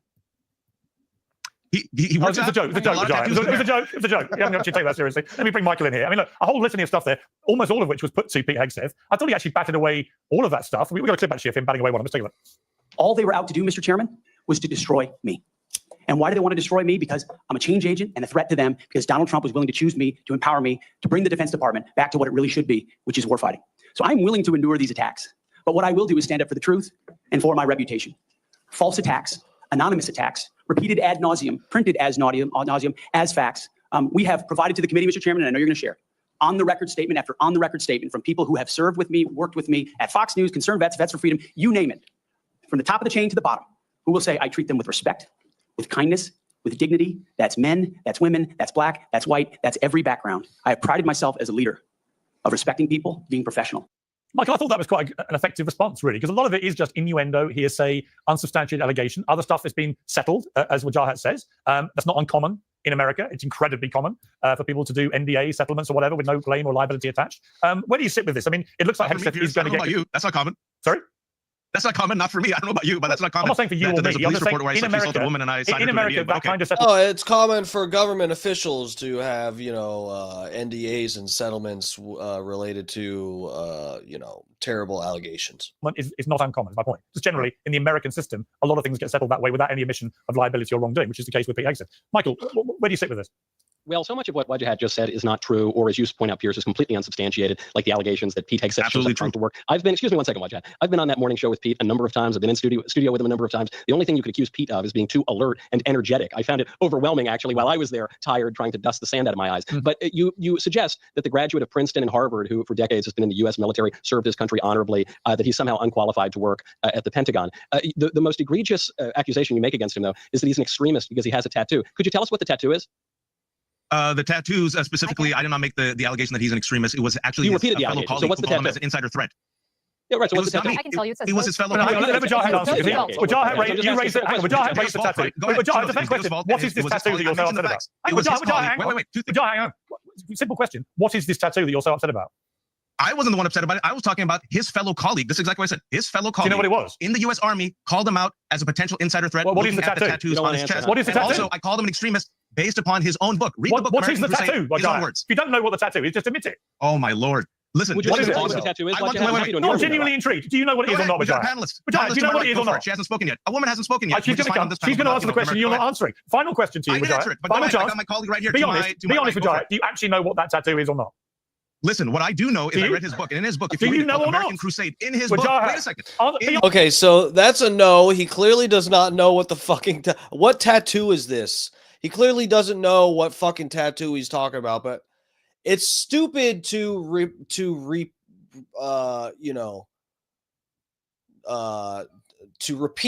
the fucking the bullshit about someone was outraged by his tattoo and said he's an extremist because of his tattoo. It's stupid to repeat that and not know what the fuck it is. If it's something that's completely unrelated to extremism or whatever, that's stupid. But again, he didn't say he was outraged by the tattoo. It's like, it's sloppy, but it's fair. He's reporting on someone else that called him an extremist because of the tattoos he has.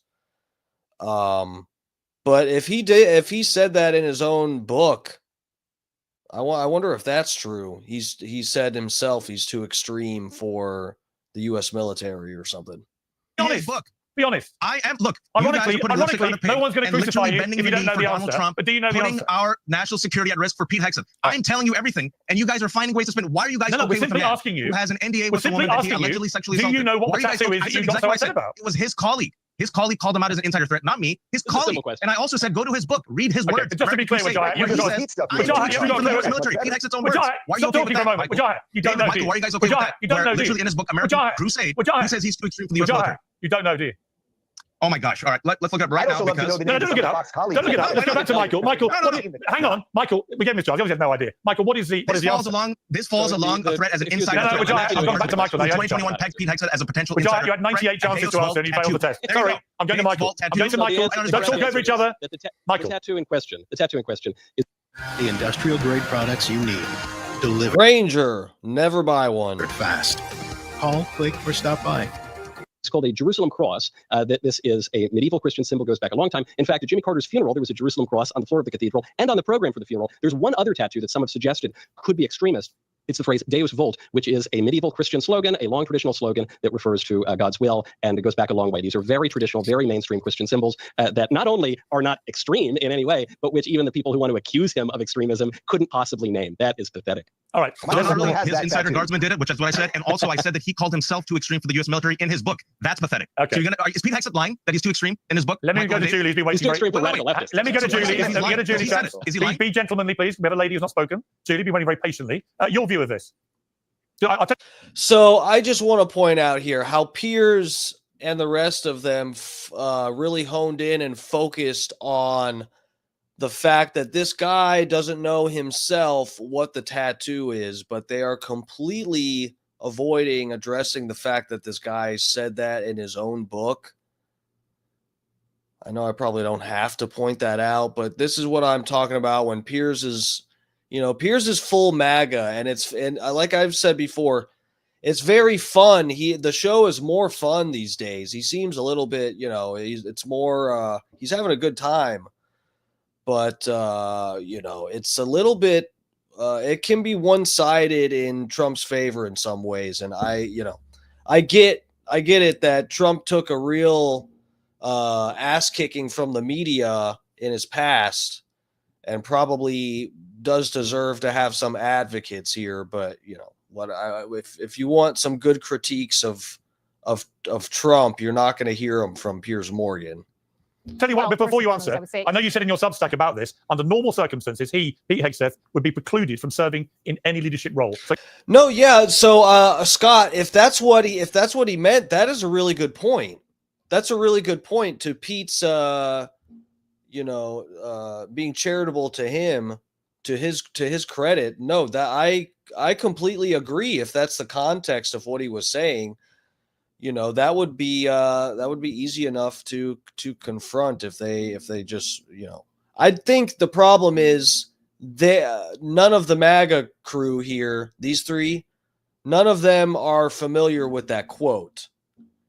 So that's the issue. They're avoiding it. Do I think that that's like, if without any other context, that because he said I'm too extreme for the military, that is probably what he fucking meant.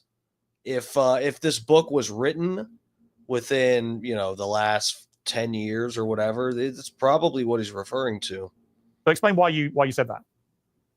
Well, I will explain in 1 second. Let me go back to something that was said in the very beginning, that he spent more than 10 years at Fox News, and that's what qualifies him to be in this position that he wants to be in. I spent more than 10 years at Fox News. I don't think I'm qualified to run the DOD whatsoever based on my time at Fox News. I said that was one of the things. If you, well, I don't think that's even a remote qualification. That's one. Being able to communicate ideas as the Secretary of Defense and explain policy is actually a very big part of the job. There are plenty of qualified Republicans out there who can run the DOD who also are good on television. It does not need to be Pete Hegseth.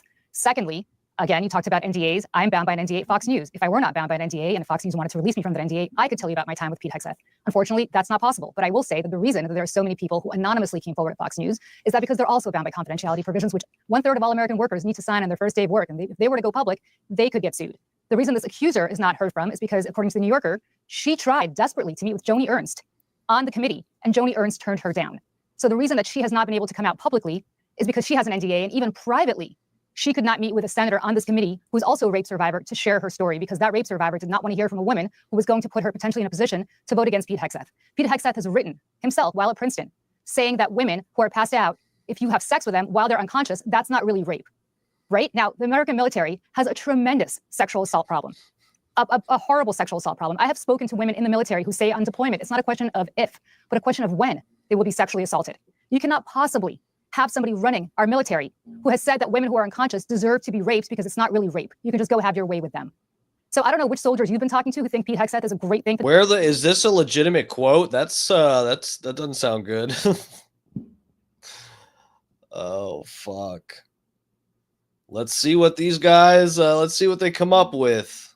I'm sure they've got a team of producers that are better than my producer, who's slightly anti-Semitic and kind of schizophrenic too.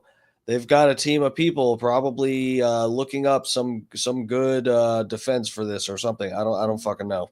For the military, there's not one woman out there who cares about being assaulted on deployment who thinks that this is the person that needs to be in charge of the United States military. And as for the cross that you talked about, yes, Deus Vult, which is the cross that he has, and the slogan that he has, Deus Vult is an old Christian cross. The phrase, however, was uttered by crusaders as they were slaughtering Jews and Muslims during the Second Crusade specifically. So it's not just a random cross. It's not just a random phrase. That isn't true. The phrase, that's not true. The phrase was uttered after the Council of Clermont when Pope Urban II declared the crusade. And it was actually probably Dieu le Vul, but it's been rendered in Latin as Deus Vult. It has nothing to do with slaughtering Jews. It has nothing to do with slaughtering Muslims, because the Muslims had invaded Europe, not the other way around.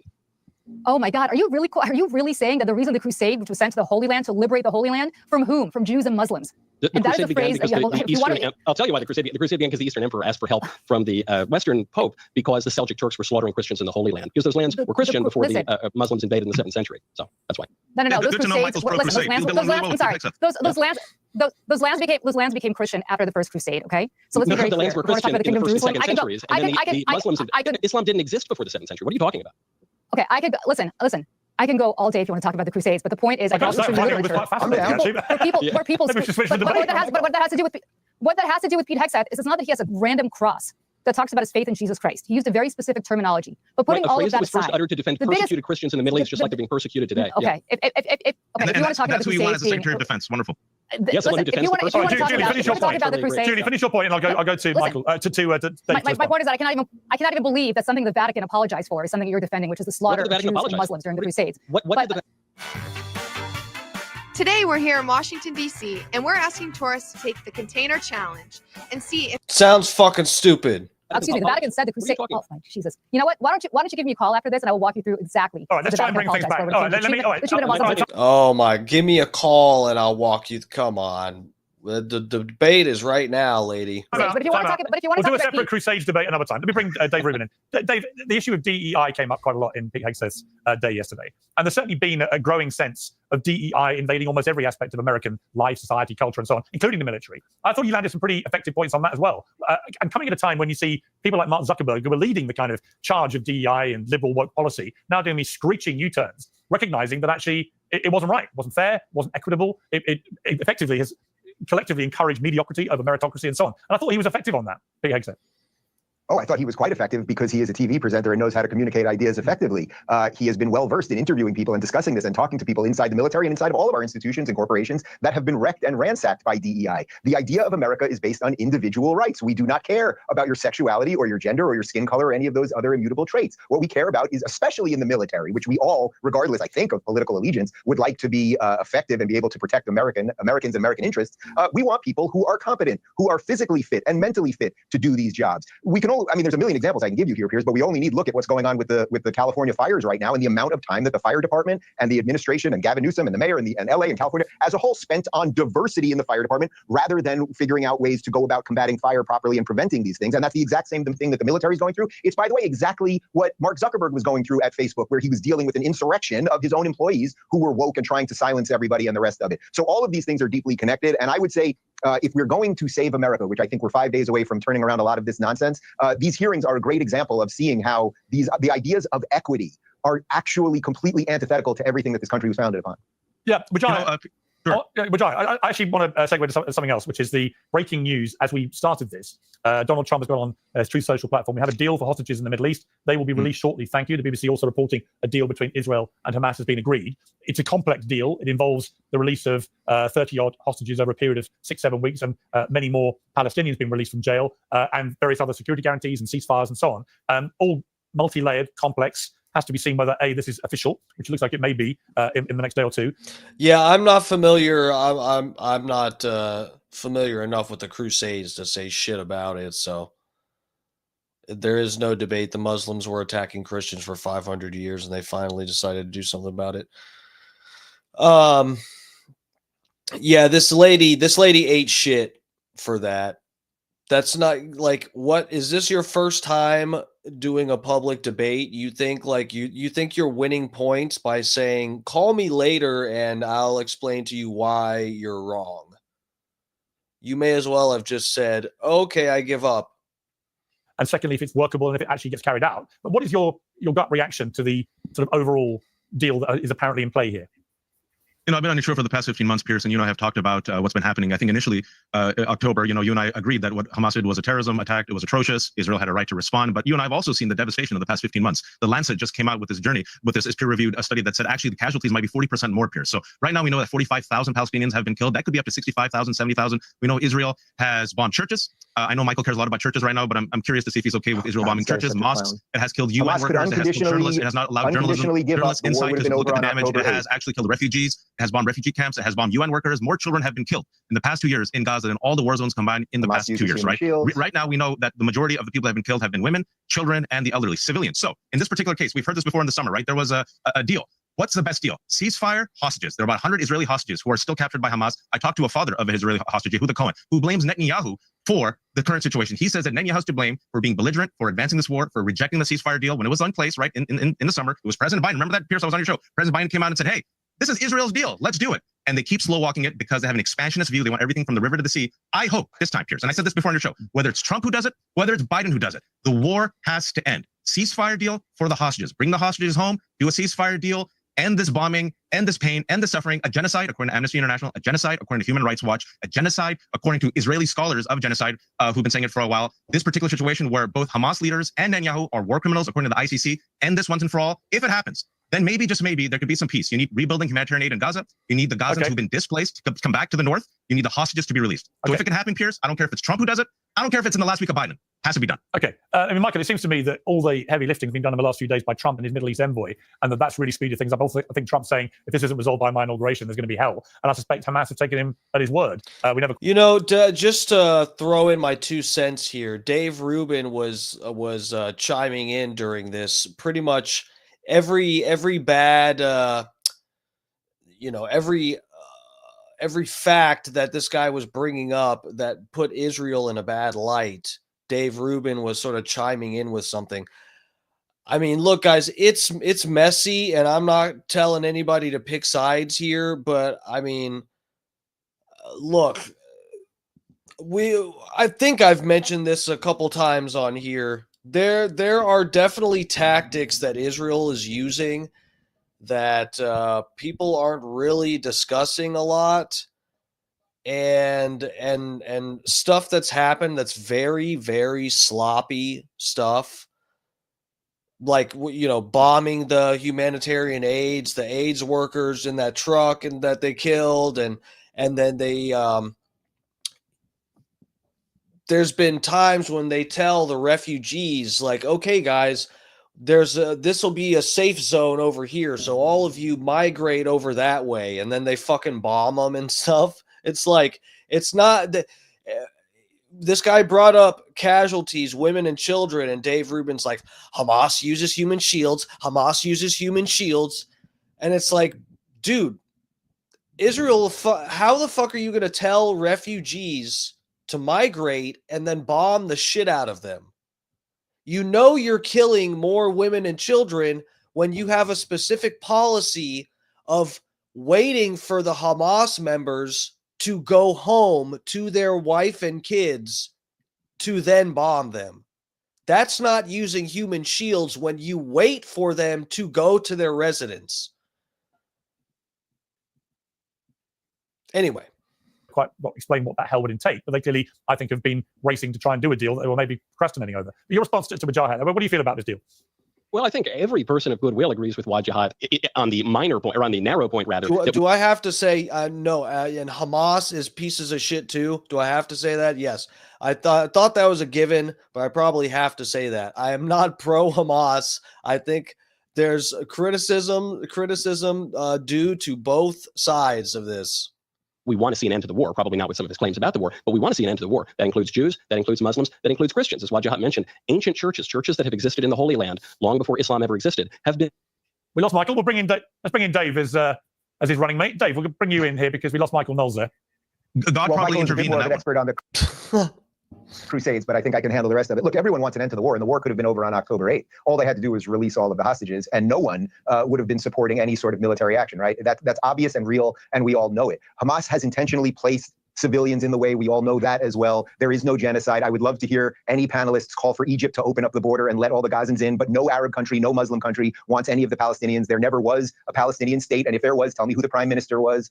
This is just an endless assault on Israel. There's not going to be peace in any real way. There's no such thing as the two-state solution. There never were two states. Palestine used to be the place that the Jews lived. A lot of Jews just celebrated Hanukkah. You know where Hanukkah took place? The Judean Hills, which we now unfortunately call the West Bank, but that's because the Jews lived there. So this is largely, we can get into okay, they're going to give away 30 hostages, or they're going to get one hostage back for 30 Palestinians who have blood on their hands or anything else. That tells you right there who actually values life here. So look, it'll be nice to get back some people, and hopefully Americans. As an American, I do hope that the 5 or 6 Americans who have been held will return.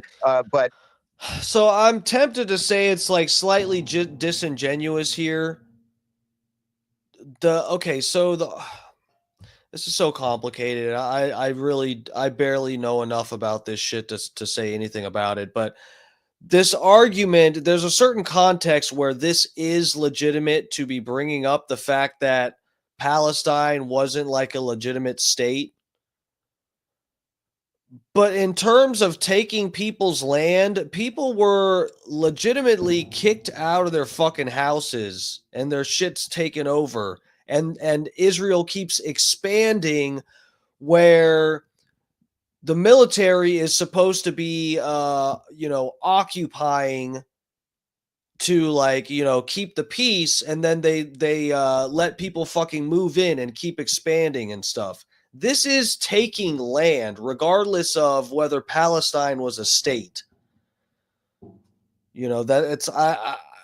I don't know the exact context of him trying to say that, besides the disregard for suffering of the Palestinians. I'm not bullish on peace or anything else at the moment. Julie, what do you feel about this? I mean, it's obviously. So I'm suspicious of that too, Scott Starboard. Israel let October 7th happen because they wanted war so they could take over Gaza. Dude, beachfront believe me, Jews love beachfront property. they love buying it, selling it. No, look, it's awfully suspicious. The videos of Hamas members driving around in circles in their trucks, like shooting into the air, unable to confront any members of the IDF because they're just nowhere to be found. That is, regardless of whether you have any proof of something legitimately, legitimate evidence that the IDF let Hamas come in and do fucked up shit. The border was so unsecured. These people just went right through the fence and then opened the gate and let the trucks in. Okay. No one, no IDF members blowing their fucking heads off or something. I think there's like one video of one of them shooting at them or something. I don't even remember. The IDF was like, they were not at their posts. There's weird shit with, yes, October 7th. I have my suspicions about that shit too. We don't even the rest of this debate is probably stupid and worthless because this was some kind of fucking Israel land grab. Obviously, an extraordinarily complex situation. I don't think there'll be any clean way out of this for many years. But do you feel that this deal, which they're talking about, is at least a step in the right direction? Chill. Oh, that feeling you get when you're on budget and on cloud nine. Yeah, you're absolutely right that it's too complex to lend itself to short sound bites. It's a deal, right? And it's a deal. I'm happy for the families who are whose loved ones are being released. But I think Dave did touch on something. I don't agree with a lot of what he said, but he did touch on something, which is I don't know what the end solution to this is. Because you had Ariel Sharon give Gaza, effectively give the land that Gaza's, the Gazan land right now to the Palestinians. And in an election, they elected Hamas after a short period of time. And so what do you do if you're Israeli when you have that kind of threat on your border? It's not to excuse what the Israelis are doing in the West Bank right now. It's absolutely atrocious. And I say that as somebody who has a lot of family in Israel. I don't support it. I'm fully for the two-state solution, but it has to be two states where one of those states is not run by a terrorist organization like Hamas. No, it doesn't have to be a two-state solution, though. ceasefire. There's no reason for anyone to think there should be a two-state solution. They can go to Jordan, they can go to Egypt. Gaza was part of Egypt. Remember, West Bank was part of Jordan. Why would they have to go to Jordan and Egypt when they've been living on this land for generations? I mean, the reality is, well, if they're being us, genocided and all of the other things that the other panelists said right there, they might want to look into that. Like you might want to if any of that is true. There's one place in the Middle East where Jews and Christians and Muslims live peacefully. It's Israel, ironically. Piers, I have a solution. Listen, have you been to Israel recently? Let's be very clear, okay? Okay, so let's be very clear. There are places in Israel where they live peacefully, and there are places in Israel where settlers are not allowing Muslims to live peacefully. So let's not put this all on just the Muslim population. Where are the Muslims allowing the Jews to live peacefully? Where are the Muslims allowing the Jews to live peacefully? I walked around in Jerusalem where you can walk around with Orthodox Jews walking next to women in burqas. Where are the Muslims allowing the Jews or the Christians to live peacefully? Ask the Coptic Christians of Egypt. Listen, how many Jews are left in Morocco? Any Jews? Jews don't think they're allowed to live peacefully anywhere. Their favorite thing to do is fucking complain about being persecuted and, anyway. In Jordan these days, we could go through all the countries. I'm not disagreeing with you on how the Muslim countries have treated Jews. You're absolutely right. I will answer your question. There's 2 million Muslims in Israel. They live in okay, so you're not, so you're not allowed to answer the question. May I, as a resident Muslim, let me answer the question. Sure. Go ahead. has a solution. Go on. No, go ahead. But you want to finish your point, please. Go ahead, Julie. Well, my only point that I want to finish is, look, there's no question that in the West Bank, which I would hope would one day lead to an independent, safe Palestinian state that wants to live in peace with its Israeli neighbors, that there are settlers there who are not necessarily allowing Muslims to live in peace at the moment. Okay, I'm not suggesting that Gaza is a whole different story, but you can't put this just on the Palestinians. There are elements within Israeli society that are also prone to violence, and you can't say that there aren't. It's not a black or white issue. It's a deeply complex issue. About a half dozen times over 20, 30 plus years. You're absolutely right. The Palestinians have rejected every single peace deal. You're absolutely right. Here I go. You're absolutely right, and nobody has screwed the Palestinians more than their leadership. You're absolutely right on that. I think there's one thing that no Israeli government has actually ever tried. Israeli governments, whether they're Labor or Likud, have never tried ending the occupation in the West Bank, in East Jerusalem, and in Gaza. What they haven't done is end the settlements. The settlements have actually expanded in the West Bank. Right now, in the West Bank, Hamas is not under control. There's 2.5 million Palestinians who live under military law. There's about 750,000 Israelis who live under Israeli law. An unequal system. You've been there, Piers. I've been there. It's horrifying. This is why Desmond Tutu and Jimmy Carter, rest in peace, called it what? Apartheid. Their words, not mine. I've been there. I've seen it. We are complicit in it. Hamas is not in control. There's no excuse. We have Ben Gvir, the national security minister, a man who Israeli reporters told me is like, imagine if the KKK was elected as a national security minister. That's the national security minister under Netanyahu. Netanyahu has openly said, I want River to the Sea. He laughed and mocked and said, aha, I have blocked the peace deal. I have blocked two-state solutions. When President Biden said end settlements, he added 3,000 more settlements. When President Biden said don't bomb Rafah, Jews not be allowed to live in When Judea, President Biden said don't kill civilians, he bombed the World Trade Central kitchen staff. Remember that? It is a chaos to the point where everyone in the world, except in the US and except in Israel, they see Israel as becoming a pariah, increasingly an extremist Jewish supremacist state. If it was up to David, River to the Sea, let Israel do what it wants and continue the occupation. Dave said Palestinians don't exist. There's no such thing as Palestinians. So David, today, you have gone on the side against justice and on the side of Pete Hegseth. But since you're so good on TV, wait, let me finish. I let you say your hateful stuff. Let me finish. Since you're so good on TV, based on your own logic, you should replace Mike Huckabee as the ambassador to Israel. All right. You're great on TV. All right, let me switch to something else. So you mentioned President Biden. He's come out with his farewell letter, Dave, President Biden. I've read some deluded claptrap in my time, but Biden's self-appraisal of basically how he saved America and the world is pretty priceless. And I watched his stuff he said on television the other night. All right, they're moving on to Biden's farewell shit. LA fires. All right. I think we're getting out of here, folks. It's already 10:04. These motherfuckers are just going to fight like babies through the rest of this. So, no, but yeah, go give Piers Morgan his click, okay? Because you know what, his show has been pretty good. I like some of the debates and stuff he has on here. It gets fiery sometimes. Candace was on the other night. Who was she? She was fighting with somebody. Candace is always on here fighting with somebody. I love it. Oh yeah, Jordan Peterson's daughter. She was on here fighting with her. That's interesting. But yeah, poop heads. Yes, all four of them. Oh, hey, what's up, Buzzard Bob? You bonehead. I've been good. Sauce for the goose. I've been good, Buzzard Bob. I hope you're doing well. Fucking yeah, it's 10 o'clock. I gotta eat some fucking dinner. We covered the Pete Hegseth.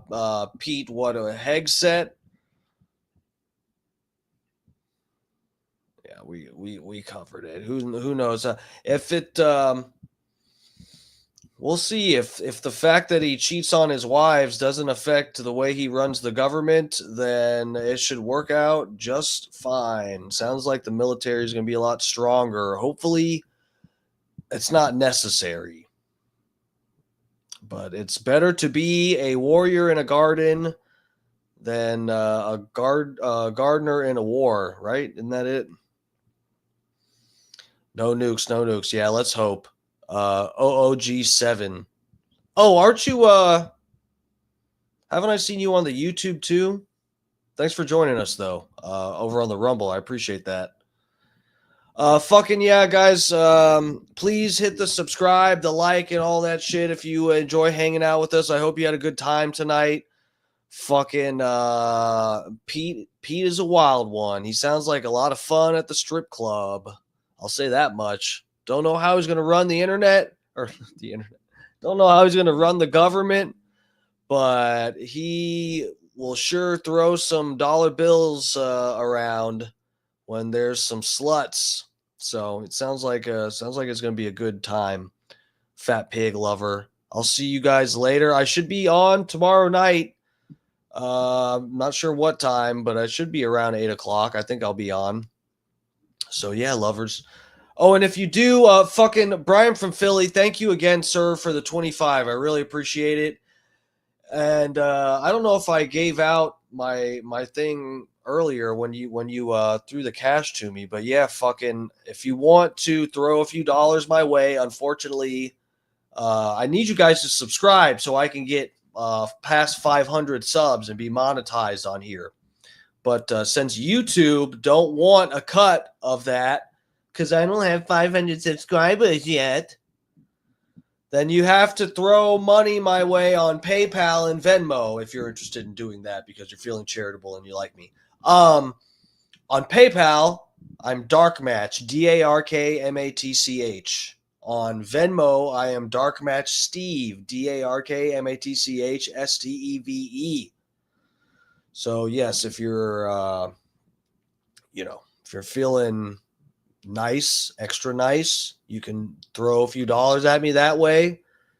If you're just feeling regular nice, you can hit the like button and the subscribe and all that. And any of it is very much appreciated.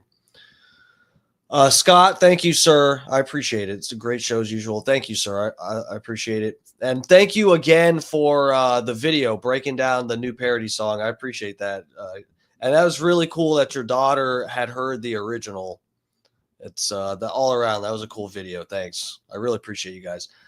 All right, ladies and gentlemen, I'm getting the fuck out of here. I got to get my hungry ass into the kitchen, eat some food. That's how we gotta keep the muscles on. Oh god dang. God dang. You didn't see it. What, the show? You missed the whole show, Holyoke? God damn it, dude. Awesome show. I didn't see it. You son of a bitch. Well, we missed you, Holyoke Joe, okay?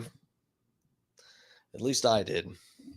All right, lovers. We're going to hit the outro music, Fat Pig's favorite outro song. I make my own royalty-free tracks. I just got to remind people how much fucking work I put into this, god fucking damn it. I'll see you guys tomorrow night, lovers. Thank you all for the support. Sincerely, I truly appreciate it. I'll see you later.